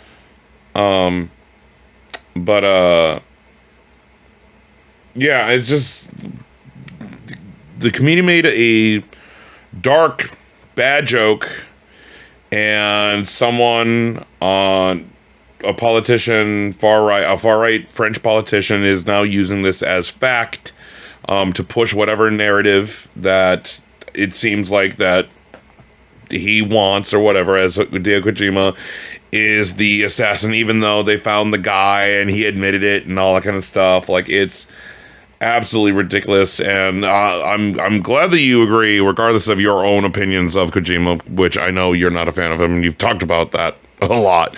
But I'm glad that you agreed that like this being pushed as fact is libel against Hideo Kojima, and Kojima Productions and himself are taking legal actions on that.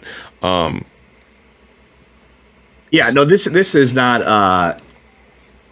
a case of this is not a case of them, kind of overreacting to a joke or not being able to take a joke. This isn't this person that's tweeting this is from my understanding of this, at least the context of this, at least, like I said, it's in French or whatever. So I mean, I don't understand the full context of it. From my understanding of the story as it's presented, though, this is being presented as a serious thing.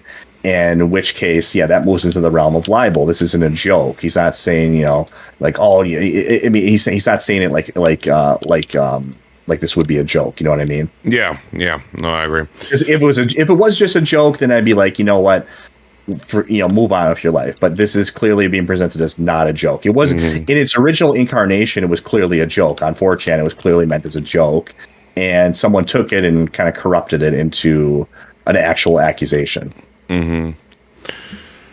Yeah, it's really messed up. So, and that's about all I'm going to go ahead and talk about that topic on. So, yeah, I think that is everything. Shall we move on to our main topic? Well, yes. You have this really kind of snobby way of saying that. Yeah. Shall we move on to? You sound like Pegasus from Yu-Gi-Oh. Shall we move on to our main topic? Yu-Gi-Oh, yes. Yeah. It's kind of snobby way of saying that. Whatever. Anyway, let's begin. This is our PlayStation conversation. PlayStation. Okay, so a little bit more fun today. Me and Spectre are going to be talking about our top 5 favorite characters or, teams or whatever from our, so it's top 10, our top 10 favorite characters from video games. Because I get 5, Spectre gets 5. PlayStation games. Yes, from PlayStation games. Yes, from PlayStation. So the rules is that we talked about this before. So the rules are these games had to have come out on PlayStation somehow, some way. They had to have been on PlayStation. Any PlayStation console it doesn't matter. Vita, PSP also counts. Had to be on PlayStation, and you cannot use the same character like twice. You can't use like. My number 1 is, I'm choosing. You can't do it from the same franchise. As Spectre said, I can't go ahead and be like, oh, it's going to be Connor from Assassin's Creed 3, and then it's, Altair, and then it's, so on and so on. And Spectre can't go ahead and just name off everyone from Crash Bandicoot. Not that I would, but. Or every character from Deus Ex, So, anyway. Maybe every character from Silent Hill. Silent Hill would be the one I would probably... There you go. He can't do that. So, he can't do that. So, there you go. So, excuse me, I had a hiccup. Who starts? Do you want to start or do you want me to start? I'll let you lead us off here. All right. So... my first pick, so this is going from 5 to 1 for each of us. So for me, I am going with Sly Cooper and the gang from the Sly Cooper series. Now, I wish I had the PS2 game, but I couldn't find it, so I got the Sly Collection on the PS3. I love Sly Cooper. That was one of my favorite franchises on the PS2, and it was honestly really hard for me to choose between, like, there's Jak and Daxter, Ratchet and Clank, and Sly Cooper and the gang from like the PS2 era. There's a lot of good like characters from there, but I chose Sly Cooper because I love the gameplay, and I love just the team of, like, you have Murray and Bentley. And I love the trio, how the trio works, and the stories of those three games, and even Sly Cooper 4, that came out only on the PS3. I love those games. I adore those games, and it's a mascot platformer made by SuckerPunch. This was kind of SuckerPunch's like kind of big break. Sanzaro Games did the remaster and the Sly 4. But SuckerPunch did a fantastic job with the original Sly games. But I will say it was a hard pick because I was like, I want to kind of cover everything.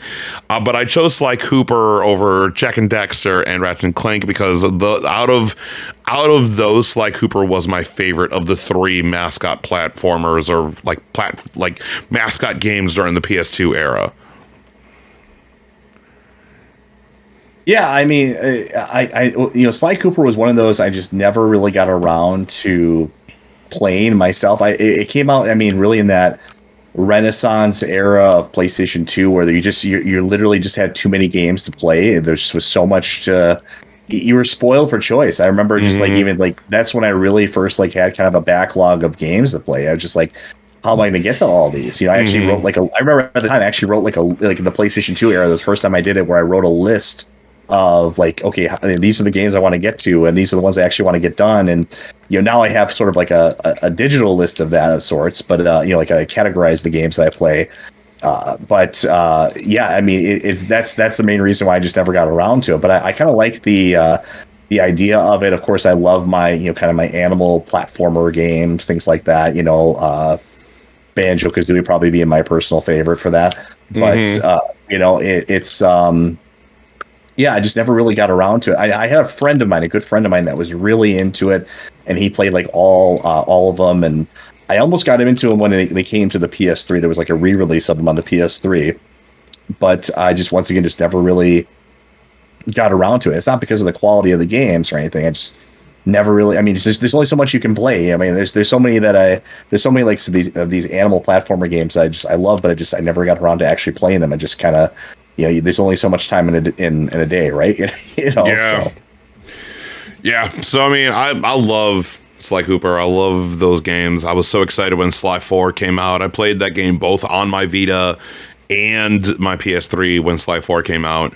I absolutely love the Sly Cooper games. But I mean, man, it's hard when you got Jak and Daxter 1, 2, and 3. Jak and Daxter, like the duo of them is so good. I love the two of them. I love Jak and Daxter 2. I think my favorite of that is 3, Jak and Daxter 3, and then you have all the Ratchet and Clank games. But I would probably say my favorite from the Sly Cooper games, I would probably say would either be 2 or 3. I would say probably 3. I think Honor Among Thieves. That one is fantastic. But man, just the whole Sly Cooper franchise is phenomenal. Love it. All right, so going up to my kind of number 5 and kind of approaching towards 1, that would be Sir Daniel Fortescue, right? Seeing as right on the cover right here. From the Medieval franchise or series. Yeah. And I mean, for me, this was just one of those. I felt like I kind of had to have him on there. Like he just is. The Medieval game itself is just such. It had so much. It just oozed. The best word I can think of to describe it. It just has such this great sense of charm to it. And Daniel Fortescue is such a part of that. He's such a.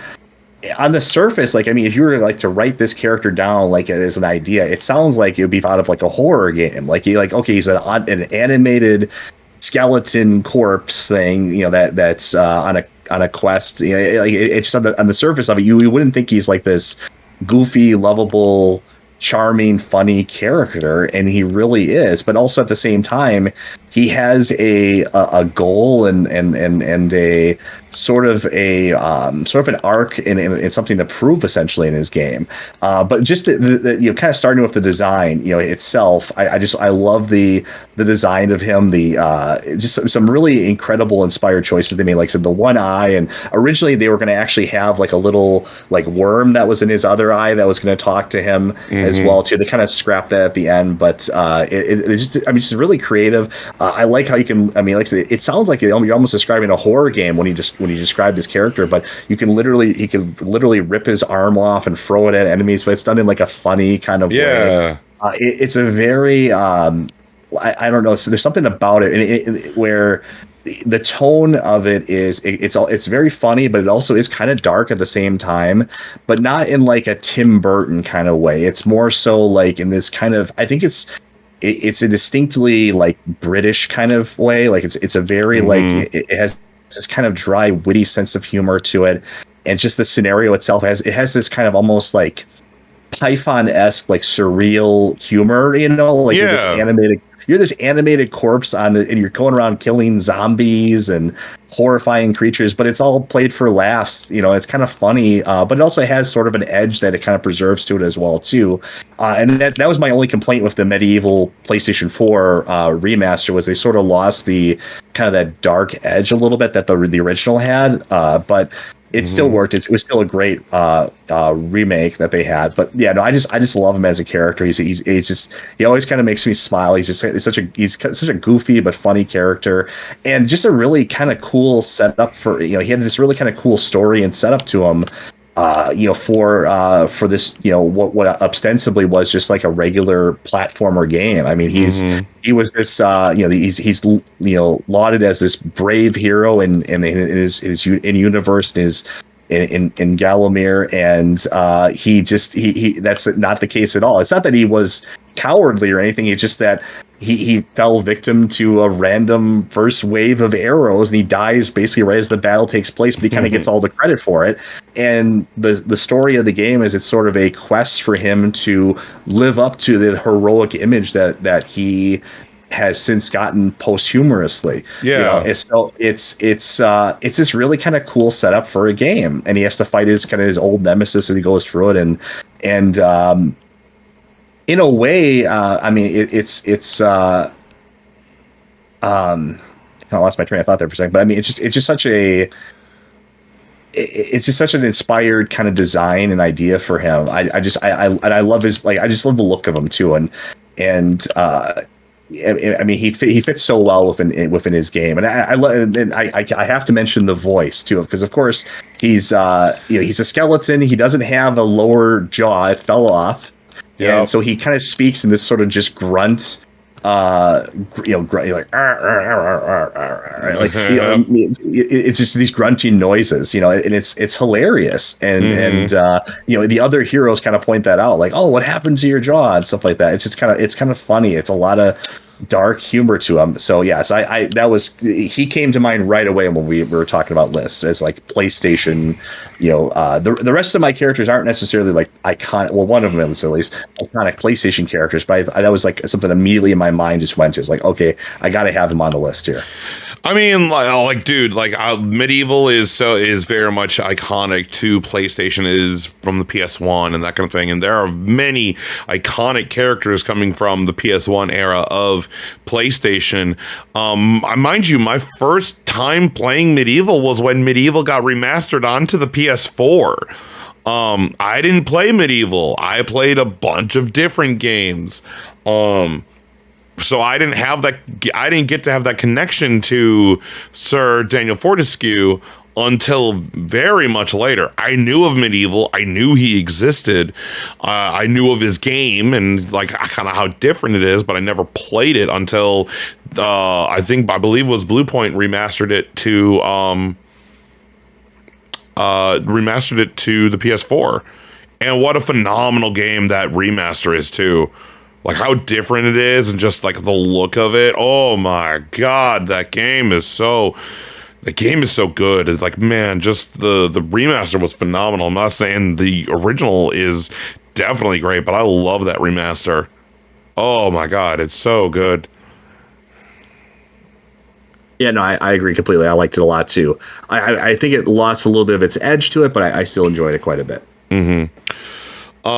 So my next one is Nathan Drake from Uncharted, and specifically I chose Uncharted 2 as the game to show it off, because Uncharted 2, out of the entire franchise, it's like between Uncharted 2 and 4 for me, but I went with Uncharted 2 because like this was the game where Uncharted 2 was where that was my first Uncharted game. I didn't play 1, I played 2, and I love Nathan Drake. Nathan Drake is such an important part for PlayStation's history, along with Naughty Dog also. Like, it seems like every new character and every new IP that Naughty Dog has made, it changes the way Naughty Dog kind of goes about their own games. So you had Crash Bandicoot, which was their kind of big break, and they did all the Crash games, Crash 1, 2, 3,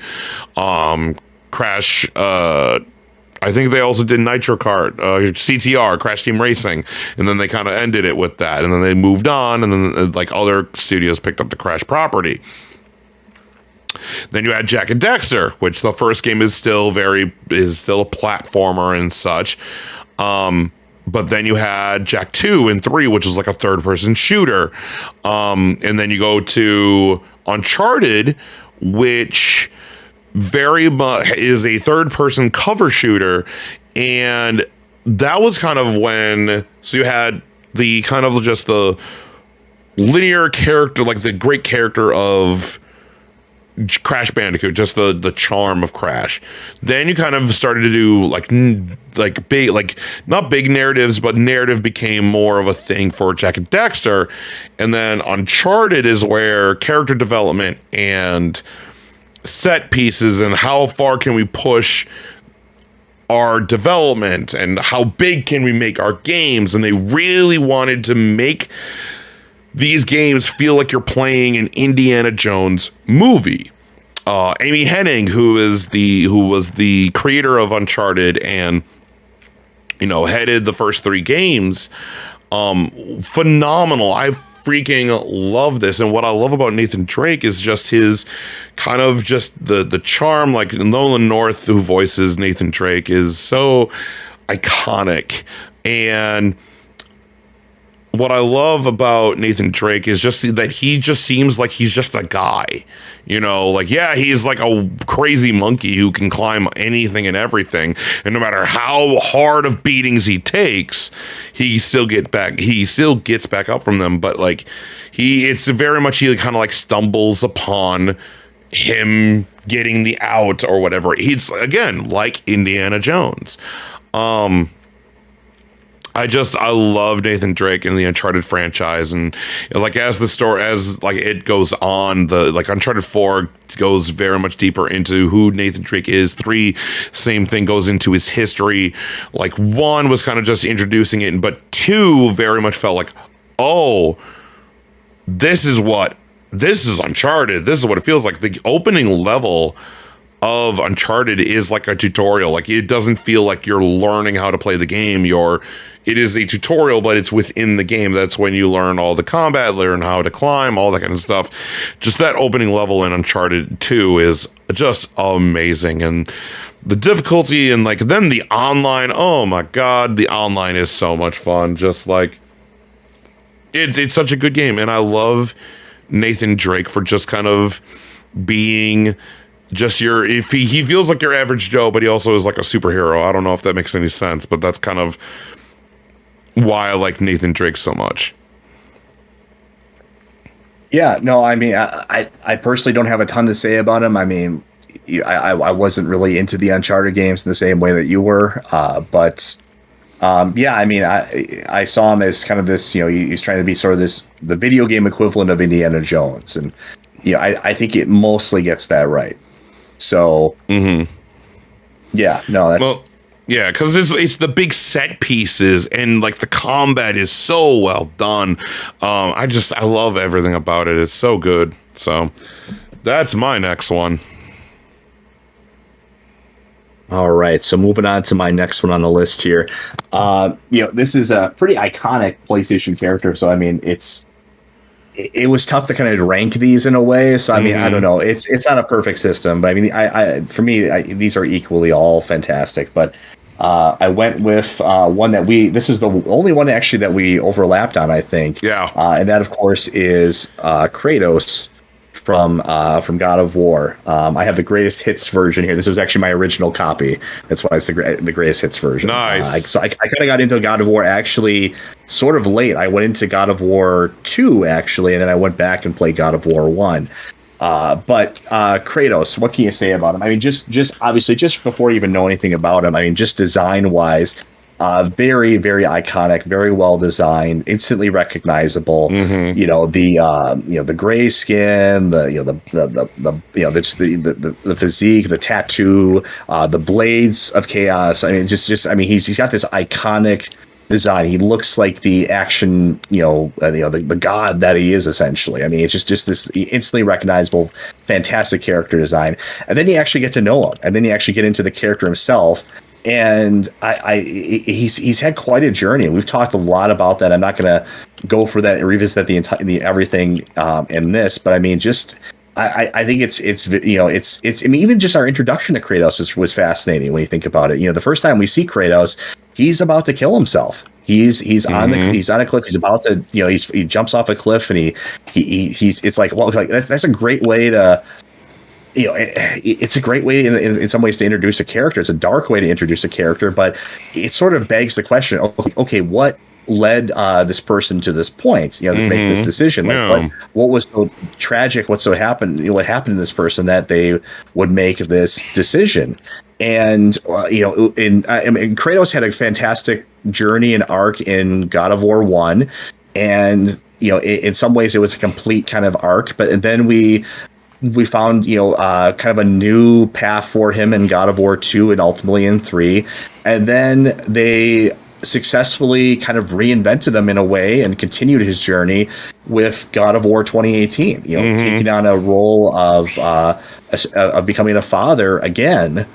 After losing his family, and there's a lot of history to that, and having to take responsibility and not make the same mistakes that he made in the past.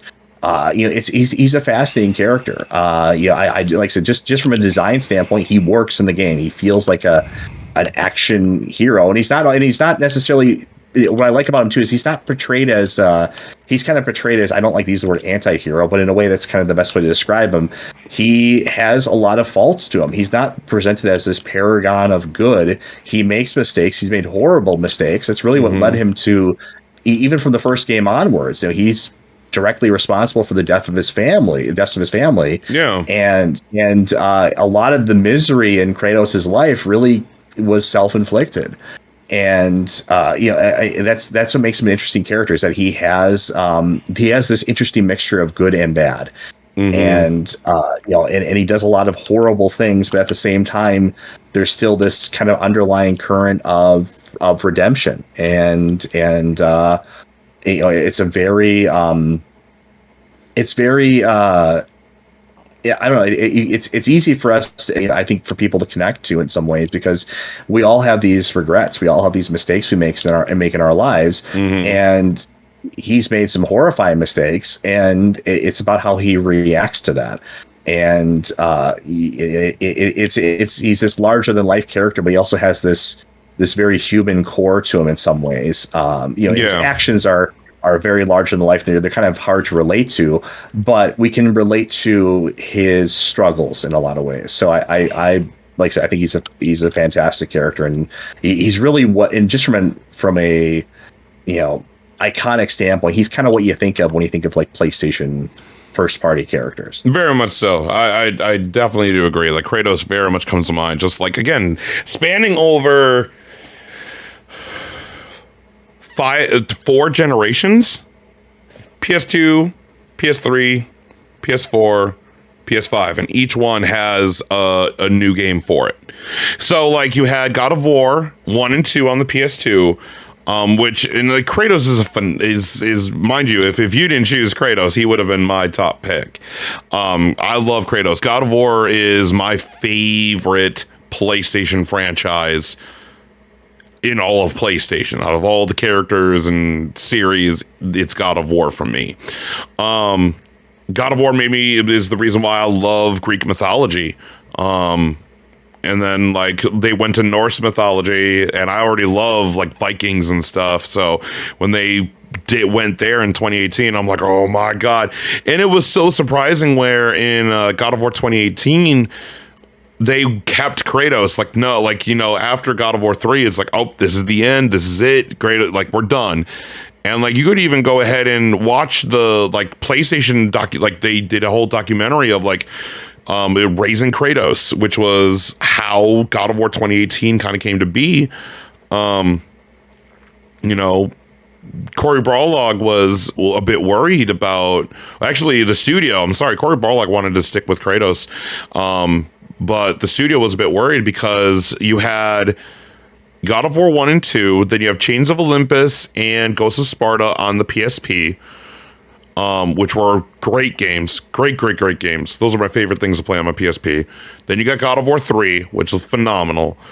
And then you got Ascension, which was the last game on PS3. That was the one that had the online part of it, which actually the online was actually pretty fun. But when Ascension came out, a lot of people were like, we're kind of tired of this. We've played all of these games before, and it's just more of the same. I disagree because I like that kind of stuff. That's my type of game.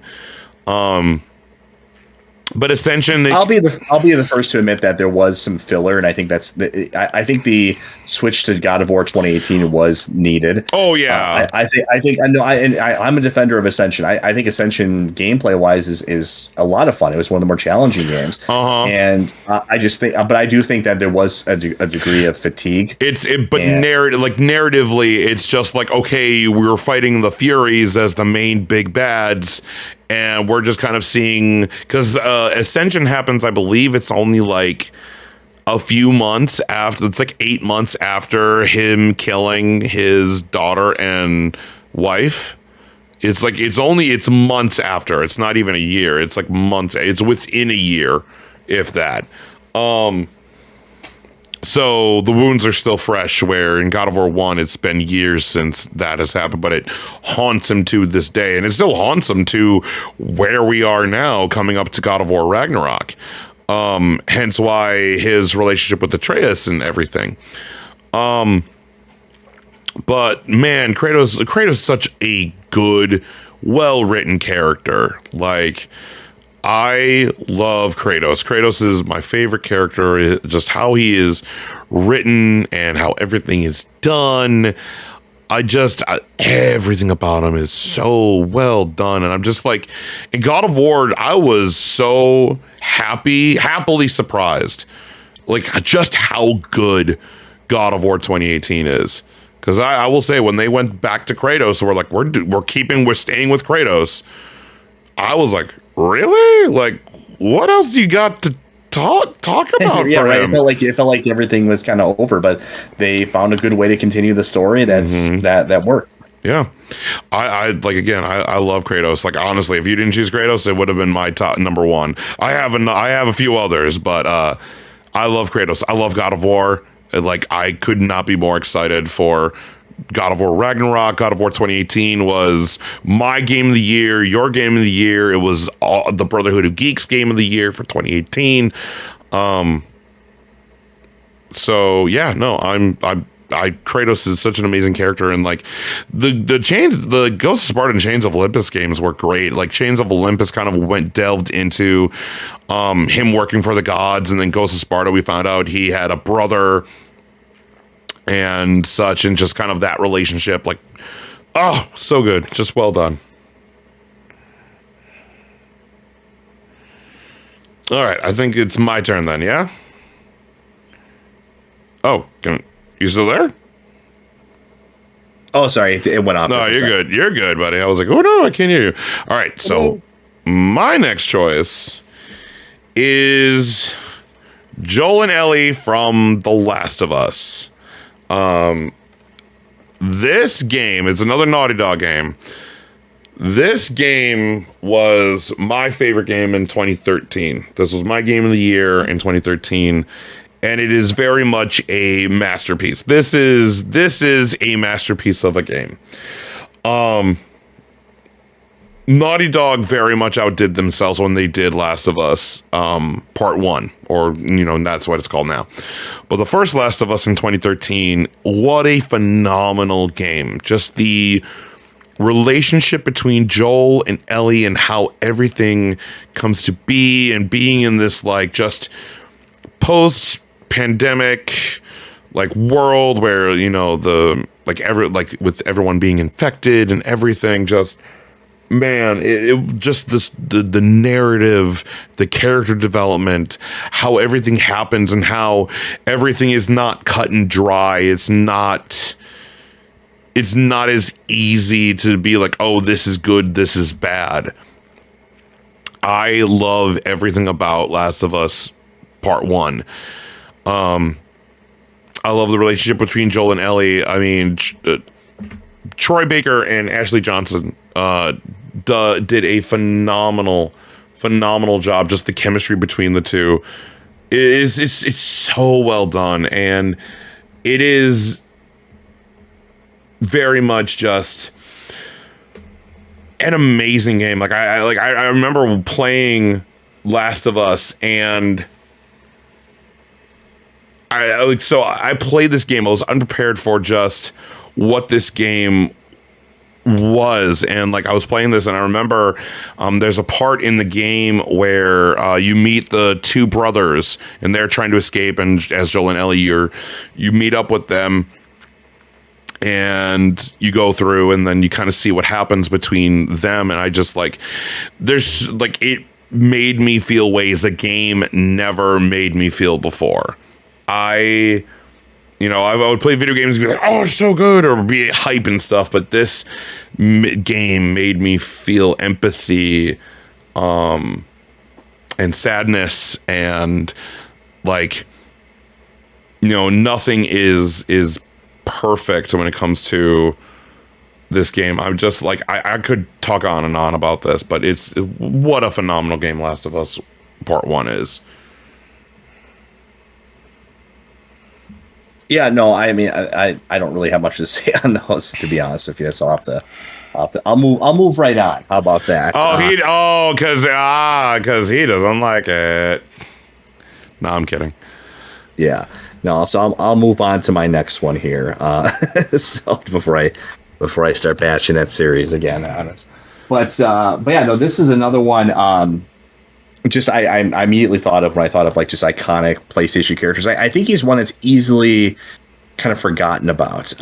Because he just mostly because he's not as I guess you could say vocal or as in some ways memorable as a Dan Fortescue or a Kratos. But I think it's a very different type of storytelling that you see in the game, and I think it works really, really well. And that is of course, the character that you play as, Wander, from Shadow of the Colossus. Once again, this is a greatest hits version of the game. It's actually a sealed copy I got from a Kmart before it closed. I don't have my original copy anymore, but still, this is my copy of the game. It actually says $9.99. That's why I paid for it back when that Kmart was closed. I think it's probably worth more than that now, I would imagine. But I mean, the game itself is it's just a work of art. It's a masterpiece. It's a fairy tale. And Wander, the character you play as, he's not a character that like I said, he's not a character that's going to give you a long monologue about his journey or what he's really trying to accomplish. You learn about Wander really in one of the best ways possible, especially for me, for how I perceive video games. You learn about him through the game itself and through the gameplay. You see and you experience what he goes through to save I can't remember what her name is again, but he to save this young woman. Essentially, you see the incredible feats that he has to accomplish to appease this kind of this dark, caged god entity. And it's just this beautiful fairy tale of a story, and it's told in a very, like I said, in a very much unconventional way. There's not really much dialogue in the game at all. It's experience through seeing what the characters actually do, and you can kind of put the story together. And I think that's kind of in some ways that's kind of a mark of a good story, that you can kind of understand the world and its characters even without having someone, I think we live in a world of over explaining now, where things are, there's nothing but expositionary dialogue about, okay, I'm this person, I'm related to this person this way, and this is my goal, and this is what I want to accomplish.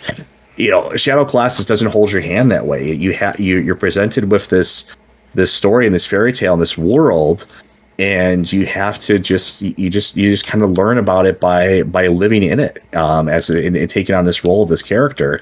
And it's amazing how you form these kind of emotional attachments to not only to this character, but also especially to I think the relationship you have to Argo, his horse, Aggro. That's what I said, Aggro. Yeah, but the relationship that he has to this, like I said, once again, another kid. There's not really like words or anything that's exchanged between the two, but there's such an instrumental part of each other, and there's a very tragic scene at the end, towards the end of the game. That it has a lot of emotional weight because of that, and it's like I said, once again, it's not because of. It's not told through words. It's not that it's his magical talking horse friend. No, it's just a horse that's loyal to its master, and it's you understand this relationship that these two have, and this history that they have, and it's like I say, it's all told just through the world and the gameplay and the design. It's not told for just by pouring books and books of information on you. It's just told through imagery, and I think it's one of the best games that's ever done something like this. And we've seen other games that try to do this to some degree, like Journey, for example, is another good example that kind of fits in this sort of the same kind of style as it is. But yeah, so in a weird way, he's a character, but he's also sort of a non-character at the same time. He's very much he's not. I'm not articulating it the way I want to, but he's very much he speaks volumes without ever really speaking. There's a history, and you understand his motivation and the kind of the suffering that he goes through for the sake of someone that he loves. But he doesn't have to, he's not. It's not like a Shakespearean thing. He doesn't have to go out on a balcony and explain, do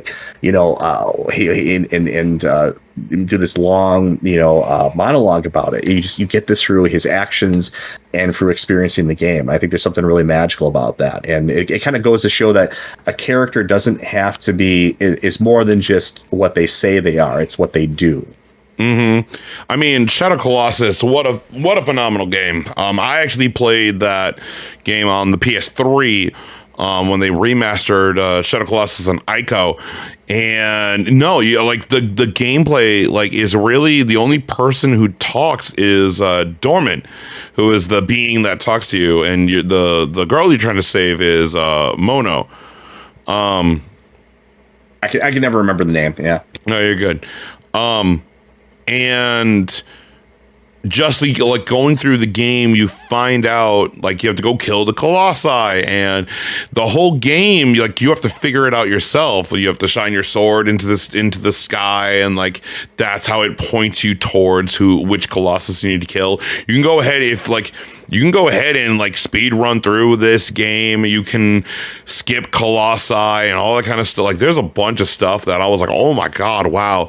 But you kill each of the colossus, and just the story is so well done through its gameplay and everything. It's what a well done game. It is a phenomenal game. I love Shadow Colossus. I absolutely love that game. I'm guessing that's all for you. Yeah, no, I said my piece. What's your next? So my next one, this is very much my childhood. This was my first PlayStation game. It was this and one other. So for me, Spyro. Spyro the Dragon, the Spyro series, and I specifically chose Year of the Dragon. This is my personal favorite Spyro game out of all the trilogy. Spyro 3, Year of the Dragon is my favorite. I love Spyro. It was the first platformer game. It was that and Crash Bandicoot. My brother loves Crash Bandicoot, and I love Spyro. Like, Spyro the Dragon, all the different characters, I love the gameplay and stuff. All the characters are quirky, and I love Year of the Dragon because you play as different ones. I love everything about it. You play oh god, I'm just rambling right now. I love Spyro the Dragon. Just the gameplay, the characters, Spyro's supposed to be this cool little dragon and stuff. And I like how he has he has an attitude sometimes, and there's it's I didn't mean to jump in there, but I kind of like that aspect of it. Yeah, no, I mean, just Spyro, Spyro was the one I preferred over Crash. I love Crash Bandicoot. I grew up with Crash Bandicoot also, but for me, it was Spyro the Dragon. Just the, gliding and kind of the puzzles, the platform puzzles that you had to do. You had to figure out the power-ups that you need in order to get certain gems or eggs or, treasures or whatever it is. It's just so well done in gameplay, and it's so quirky and funny. Ripto is such a great villain. But yeah, I love everything about Spyro. And Moneybags the bear. I freaking love him. What an a-hole, but Moneybags. What do you think about that? Yeah, no, I agree. I mean, I was I still need to actually go through and actually play for some of the later Spyro games, but I love the first one. Just like another classic platformer. Really kind of warmed me up to the PlayStation 1 at the time. I was really very much it's one of those kind of games that kind of brought me over. I was very much a Nintendo kid, but it's one of those games along with Medieval that really kind of, I guess kind of brought me over. It just was fantastic. It looked fantastic too. Just really a beautiful game for its time. Like, so, any kind of, the 3D games were, really, good, 3D, semi kind of open world style games were kind of hard to come by back then. It was a lot of, it was very well done. Yeah. Yeah, Spyro, what is very much big part of my childhood. I was thinking, I was going through, my favorite characters. I love Tomba. I've talked about that game multiple times on this show. But, I like Tomba and Tomba 2, especially Tomba 2. Tomba is, Tomba 2 is a great game, but he's not a good character. He's just kind of the proxy of you playing through the game. So the game is great, because that was kind of one of the things that I kind of had a debate with. I'm like, okay, Crash or Spyro, Tomba, Gex, Croc, but yeah, and I was in the same boat. That's why I tried to pick characters that weren't sort of like a blank slate, or even characters that were kind of a quasi blank slate, like an Adam Jensen, for example, that he has a character. He's not like he's complete, you make him up. He does have a character and a story and a history, but he's mostly kind of a blank slate because you're supposed to role play through Adam. And that's why when you get into dialogue sequences a lot of times in the game, for example, some of the key moments in the game, it actually switches to a first person perspective. I kind of like that element of it because you are that character in that moment. You're not so it's a weird kind of he's not really, he's a character, but he's also not really a character because you're part of his decision making process. So that's why it's not that he's a bad character, it's just that he's not kind of what I'm looking for on this list. I kind of wanted us to find characters that sort of stand on their own, either from a design standpoint or from a story standpoint, or both. I mean, you could make the most interesting Elder Scrolls or Fallout character, or even or Destiny character or whatever, but that's not really what we're talking about. We're talking about these original characters from these games. Yeah. So, so kind of moving on to my next one here. This was really tough to decide because I love Silent Hill, and I have that, as you can see behind me here. I love Silent Hill. and I had to pick between a lot of really strong characters. I could easily make this whole list just Silent Hill characters because they're so. But I went with kind of I guess you could say the easiest choice in some ways, and that was the main character from Silent Hill 2 that you play as the protagonist, James Sunderland from Silent Hill 2, and this is my original Black Label copy of the game that I played through, and I have the remaster version. I have the PC version of this as well too. This is easily one of my favorite games of all time. In my top 5 very easily. It probably could easily take the number 1 spot, to be honest with you. Yeah. And what I love about James, and I think Silent Hill 2, more so than any other game I can think of, it really is this perfect. It could only be done as a video game. I could never imagine Silent Hill 2 being done as like a movie, and they've tried to make Silent Hill movies or a book or anything like that. It really has to be a game because it affects how we perceive James and kind of our relationship with him. It would be totally different if we were watching like a TV show about this or whatever. I mean, we'd have a different understanding of James, but for James and the story of Silent Hill is really about Silent Hill 2 in particular is really about guilt. And how do we handle guilt as people? For these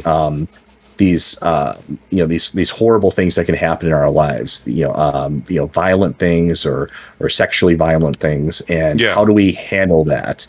And a big part of that is that we are immersed into the story. We are James, and there is a revelation towards the end of the game that is very shocking, or was shocking to me the first time I played it, because it's just in a way it's you hear about this horrible thing that this character has done, and in a way it's this is the character we're identifying with. This is who we are in this game world. But this is something he's done, and it's like in a way it's something that we have to kind of reconcile with. It's like, are we playing? It's sort of like you kind of realize halfway through the game, are we playing as like the bad guy here? Are we? Are we? It's just kind of this really weird thing. I wish more games would kind of try to take a risk like this, kind of do something like this, because it's really what Spec Ops: The Line. Spec Ops: The Line. Yeah, that's another actually good example where you really kind of question. Do I have the moral high ground? You kind of assume that in a video game because you always play as a hero. You always play as, okay, I'm the good guy. I'm the space marine, or I'm the marine. I'm the Call of Duty guy here that's going to save us from the terrorists or whatever. You kind of assume that. That's kind of what we've been conditioned to. I'm Mario. I'm going to rescue the princess. Yeah, and stuff like that. And in some ways, when you're playing this game, you kind of realize, well, maybe James deserves all these horrible things that happened to him. Maybe the guilt is deserved. Like you kind of instantly. I wanted to sort of rationalize his actions. I think that was my first experience of the game. It's like, well, maybe there's a good reason for it, and the game, to its credit, actually does make it kind of ambiguous. It wasn't like a cut and dry case of what he did. And I'm not going to talk about what he did, but it is kind of ambiguous. You could kind of go either way on it. But at the same time, you could understand how a person would be racked with guilt over this and over this horrible thing that he did. And I think that's just fascinating. You couldn't do this in any other medium. Any other medium, you would lose that personal connection to this character, and you would just immediately condemn him. Be like, oh yeah, well I would never do that. He did a horrible thing, and I would never do that. I can't relate to that character. But you have to kind of relate to this character because you're playing as James. You are James in that moment, and I like how, in particular for the character design, this was done very deliberately for him. As if you watch the making of videos, they didn't get a professional voice actor for James.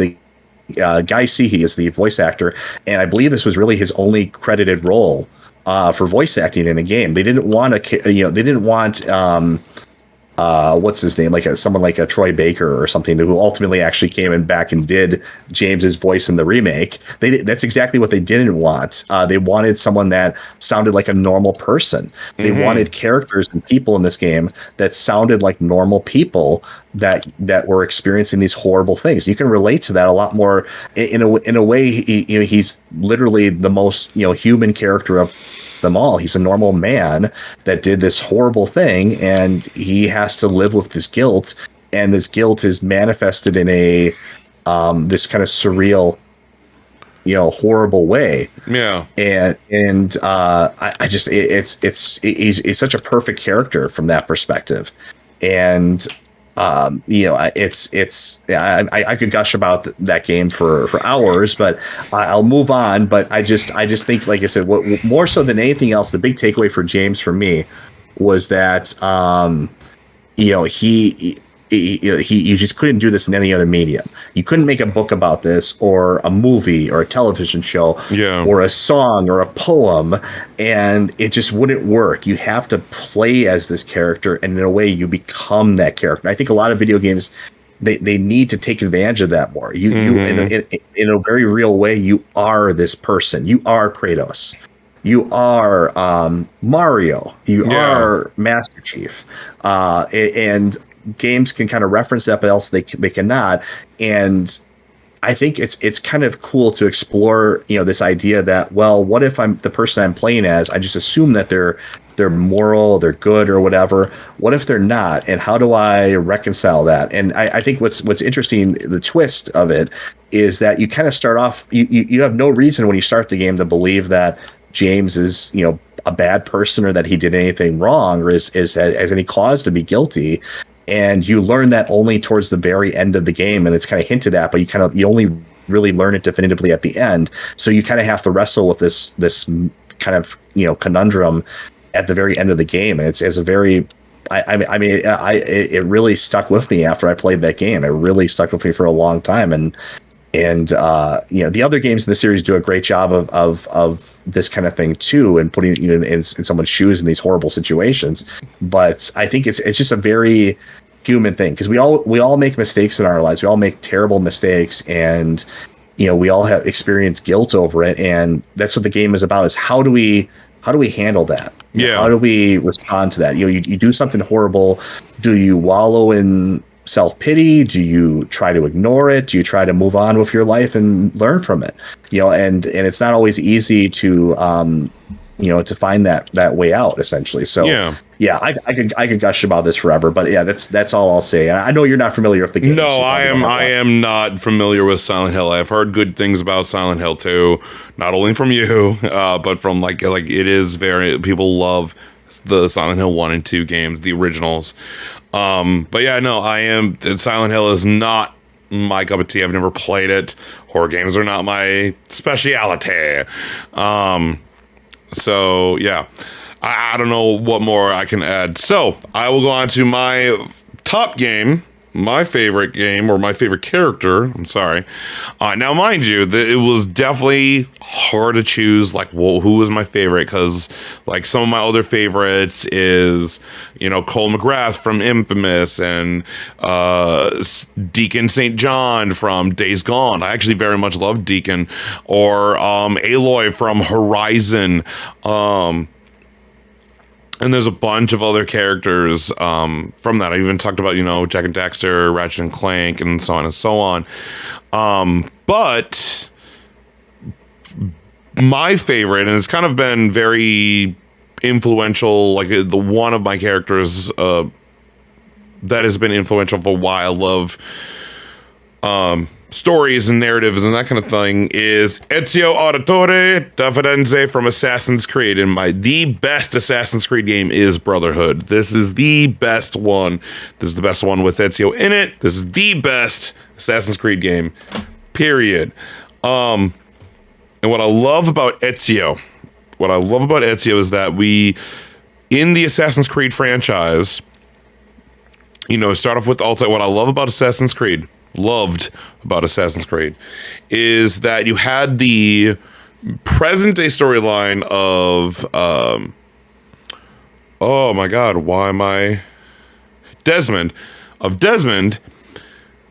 have the present day storyline of Desmond and Abstergo and all that stuff happening, and then it branches into the past storylines with Altair and then Ezio and then Connor and so on as the games progress. But we got to see Altair's entire life played through. So we get to see literally from him being born to his death in the short film of Embers, and there was also Ascendance and Lineage. And what I love about the Assassin's Creed games is first its narrative of like Ezio. We see him as a teenager. Like we start off playing as him as a teenager. He's pretty much fighting off some idiot thugs who are just pretty much giving him crap, like bullies. And then we find out like his family gets hanged for reasons for things that they did not do, and his entire family outside of his mother and sister get hanged. He loses 2 brothers and his dad, and he finds out that his dad was part of the Assassin Brotherhood.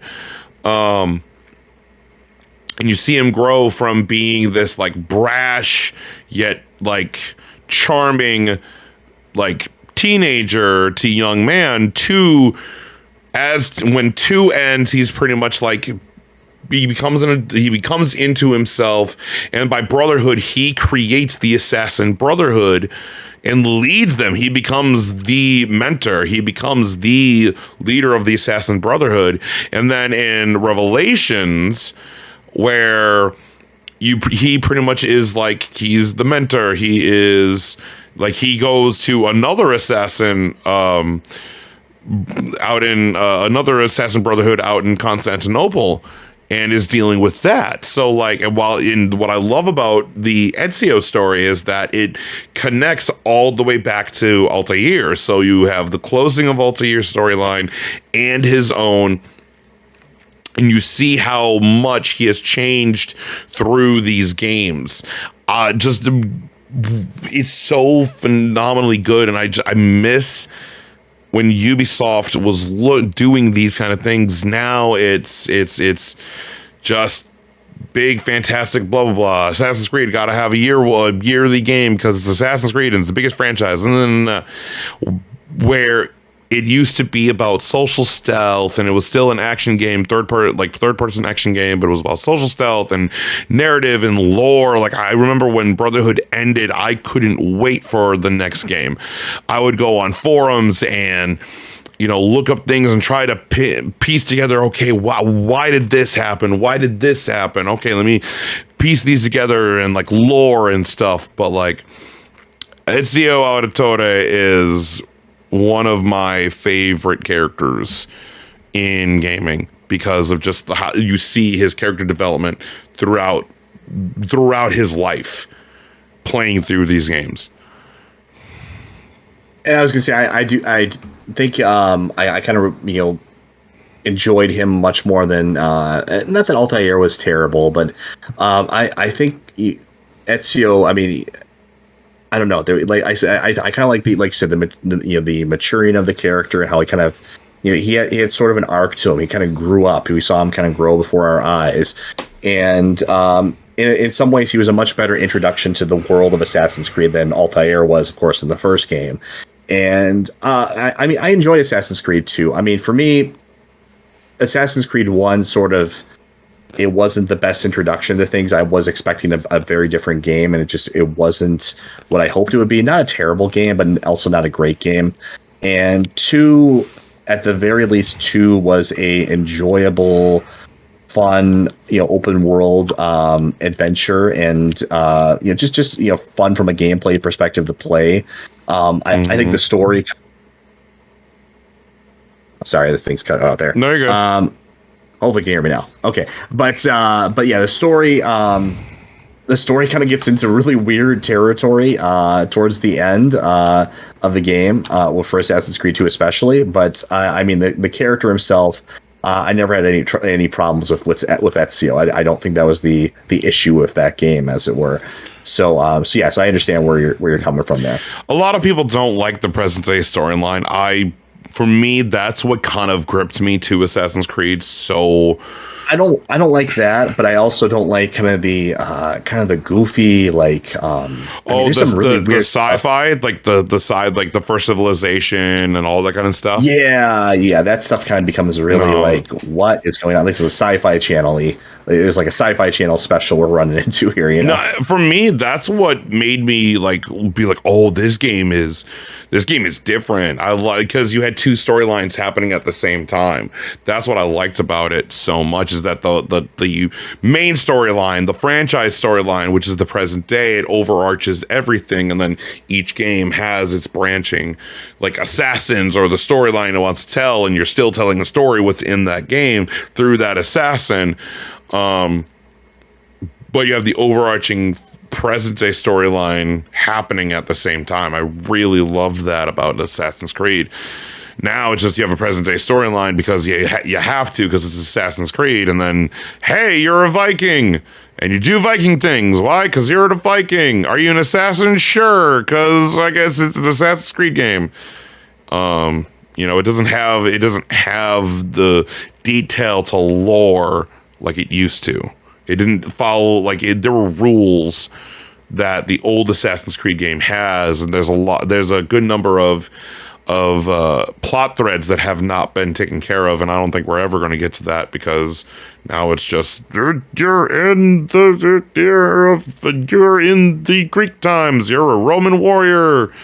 Blah. Oh, hey, the Animus can figure out if you're a man or a woman. What? What? That's not lore correct. Anyway, I'm going to go ahead and rant about it, but like Ezio Auditore, very much one of my top favorite characters in PlayStation and all that kind of stuff. All right, so my final character, and it was it was tough to pick from this list, but I had to go with this one. It's such an iconic character, mostly known for a game that is, I guess you could say, sort of a PC franchise, but it was technically on PlayStation. I think there was actually 4 total. Oh, this damn mic's cutting out on me. Sometimes. I apologize. You're good, dude. Okay, so there was 4 total Command & Conquer games on PlayStation consoles, 3 on PlayStation 1 and 1 on PlayStation 3. So it does fit. It was a PlayStation. It was ported to PlayStation, although it is known more as a PC franchise. Imagine that, me picking more of a PC franchise. And that was the leader of the Brotherhood of Nod, the faction in Command & Conquer. Here's my PlayStation 1 copy of the game. So it was on PlayStation.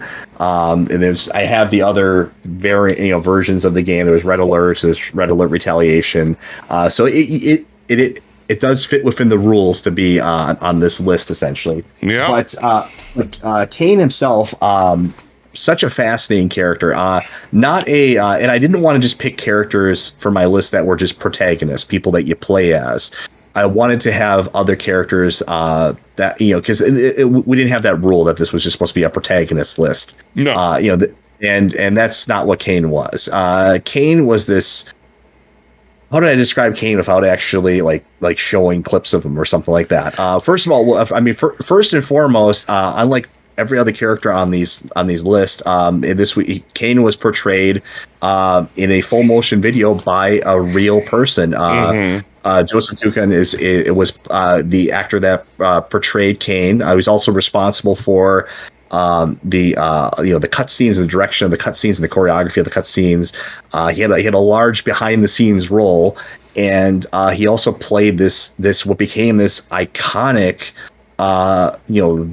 villain ? Character. I mean, you could see him as a villain, but also not in some ways, and that's what makes him interesting. He definitely does some horrible things throughout, not just Command & Conquer, but also Command & Conquer and its sequels, and he kind of crosses over into the other Command & Conquer universe as well too. But it's hard to describe him.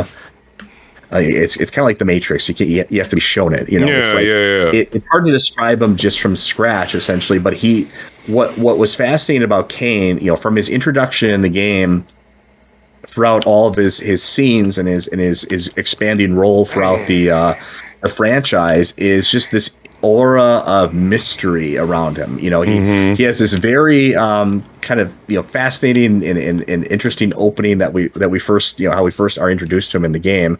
And then you know, we don't really know he's incredibly mysterious. We don't really know his motivation and his goals. We're told what they are, but we don't really have like a direct. Sorry, I got this alarm. My battery. It's okay. It's okay. You're good. But we're not really told exactly what his real motivation is, and it kind of changes throughout the games essentially. So it's hard to do him justice. I could really easily do a full video on him. He's such an iconic character. Yeah. And like I said, what's fascinating about him is like he's portrayed by a real actor with no you know, he's not a CG character or anything. He's just a real actor in a full motion video, which has kind of become full motion video is sort of this lost art that you don't really see anymore. It was this big thing in the 90s of just seeing, you know, real actors and real people on screen in a video game, and you just don't see that anymore. It doesn't really happen. You know, I can't think of any even really modern examples. Maybe what was it? Quantum Break did that, as I think did like a modern like an example of that kind of full motion video. I mean, yeah, because there was like a TV show that was built into the game. Yeah, like Well, but it's kind of this really rare thing that you don't see essentially anymore, and he really brought this element of charm and humor and also menace, and he fit within the game world really well. You could see how he was how he could be like he was in a word charismatic. You know, he fit the role. And he had to be, because that was how he was portrayed in the world of Command and Conquer. He was this charismatic leader that brought all these kind of disparate groups together for this common cause, and it just worked. It was believable. You believe you're like, okay, I could see this, you know, as a real person. He's kind of gained this cult following of sorts too, and I think he holds the record actually for being like the longest running like portrayed character in a video game. Oh wow! Portrayed by a real actor. I think he's actually still the record holder for that. I don't think we're going to see another person portraying this, you know, and that's going to ever hold that title again. You know, because we don't really see full motion video anymore. But just like I said, just a fascinating character, and he had a big hand in the portrayal of that faction of the Brotherhood of Nod within Command and Conquer, and just like I said, I can't I'm gushing over him a bunch here, but just the performance and the portrayal of him were just so spot on, so perfect. And it's even more impressive. What I liked a lot about the most recent Command and Conquer remaster is it included a lot of making of videos. You actually get to see him directing cutscenes, and you know these iconic cutscenes that you kind of grew up watching. Yeah, you get to see him directing them. You get to see behind the scenes. He really had this role of he was a director, but also kind of the principal main lead actor at the same time as well too. And it's all the more impressive because of that. Yeah. So yeah, just I can't do it justice. I mean, you play Command and Conquer. I mean, the game is like, it's freeware at this point. Everyone should play it. It's really it wasn't the first RTS, but it really is kind of in many ways. It's up there with Warcraft and Starcraft and Age of Empires 2 as popularizing the genre. Yeah, and we wouldn't really have what we'd have today without it. It was really a pioneer, and also in terms of storytelling as well too. It just that's really what drew me back to the game. It wasn't you wanted to complete the missions to kind of see what was going to happen next. You wanted to see, okay, what's Kane's plan? Like, what does he want to do? What's going to happen next here? How is he going to react to this? And you got to interact with him in two different ways. You got to interact with him. You could play as a Nod commander that was his, that was supporting him and that was, completing missions for him, or you could play as his adversary as a GDI commander that was fighting against him. And he had this, you could see him from both sides of the war front, really. And just like I said, just such an incredible performance. One of the best performances I would say in gaming history, and really, I think works on kind of a serious level as well too. I mean, full motion video, I think part of the reason why it was so it was so kind of looked down upon after a while was that it was seen as so cringy. Yeah. It was like, okay, the acting is bad. This is like, porn level acting, we'll say. It was really bad, but I think he had like such a great performance that it lended an air of whenever he had like a really great performance in a full motion video game, it really stuck out because that wasn't the norm, and his performance really stuck out, and especially because he was kind of surrounded by a lot of amateur actors in a way, and they brought on much more Hollywood talent later on as the series got a better budget.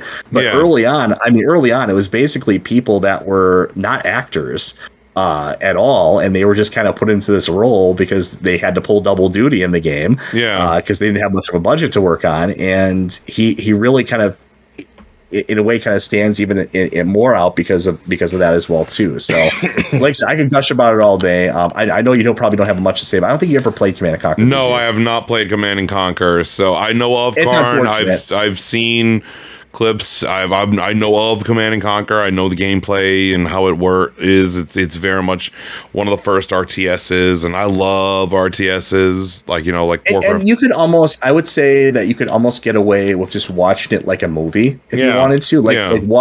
Pull up like nod cutscenes.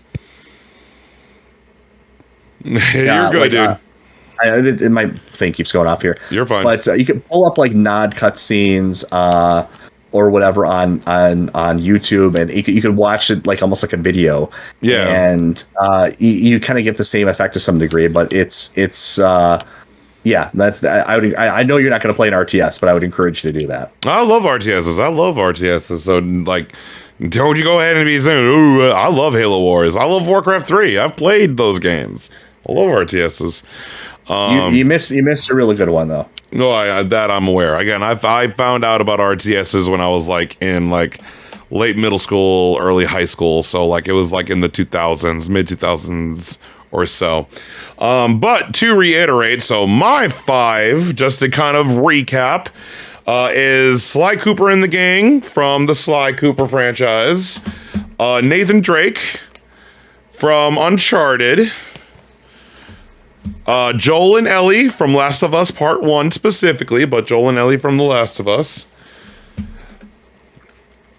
Spyro from the Spyro trilogy from the PS1, so the Spyro trilogy, Spyro the Dragon. And Ezio Auditore da Firenze of Assassin's Creed 2 Brotherhood and Revelations. Those are my 5 in recap.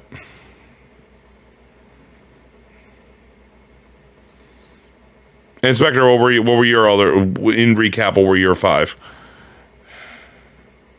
Okay, so kind of going for those again. Sorry, my pile is over here. I had Sir Daniel Fortescue. Yep, from Medieval. And then we had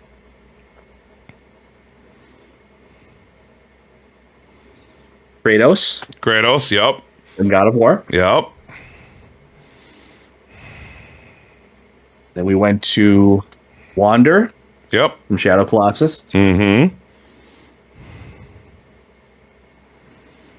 James Sunderland from Silent Hill 2. Yep.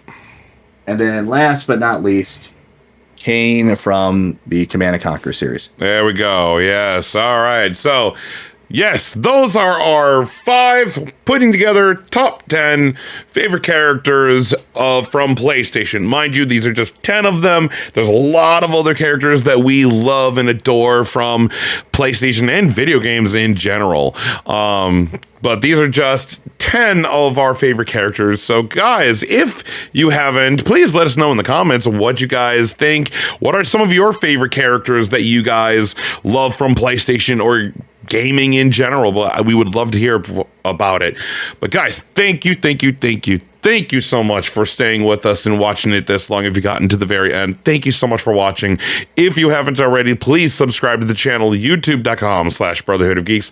Like, comment, share, subscribe, tell everyone you know, tell everyone you don't know, all that kind of stuff. And please tell everyone you know about the Brotherhood of Geeks.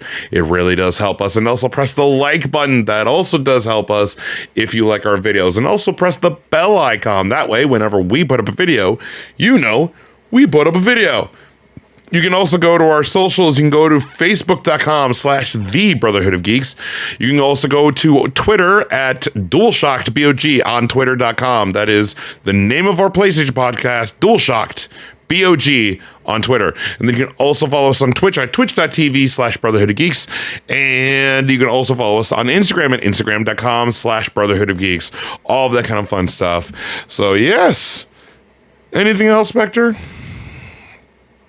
No, that's about it. It was kind of it's nice to do a kind of a fun, different episode every once in a while. Yes, I do agree with that. Not that our normal episodes aren't fun. It's just, just doing a different, It's not news. It's just something a little bit more fun. It's about talking about our favorite characters in gaming and stuff, from PlayStation stuff. And these are just 10 of them. These are there's a bunch of other ones. As I said, it was hard for me to choose. I love Deacon St. John and Aloy, and there's a bunch of other characters that we didn't really get to talk about. But had to kind of cut it down. I got my 5. These are my 5, and so were you. But yeah, I think that's it, right? Yeah, I think so. All righty then. Well then, with that being said, I'm Brett J. Rasmussen. I'm Spectre. And as always, live to play together. We'll see you guys next time.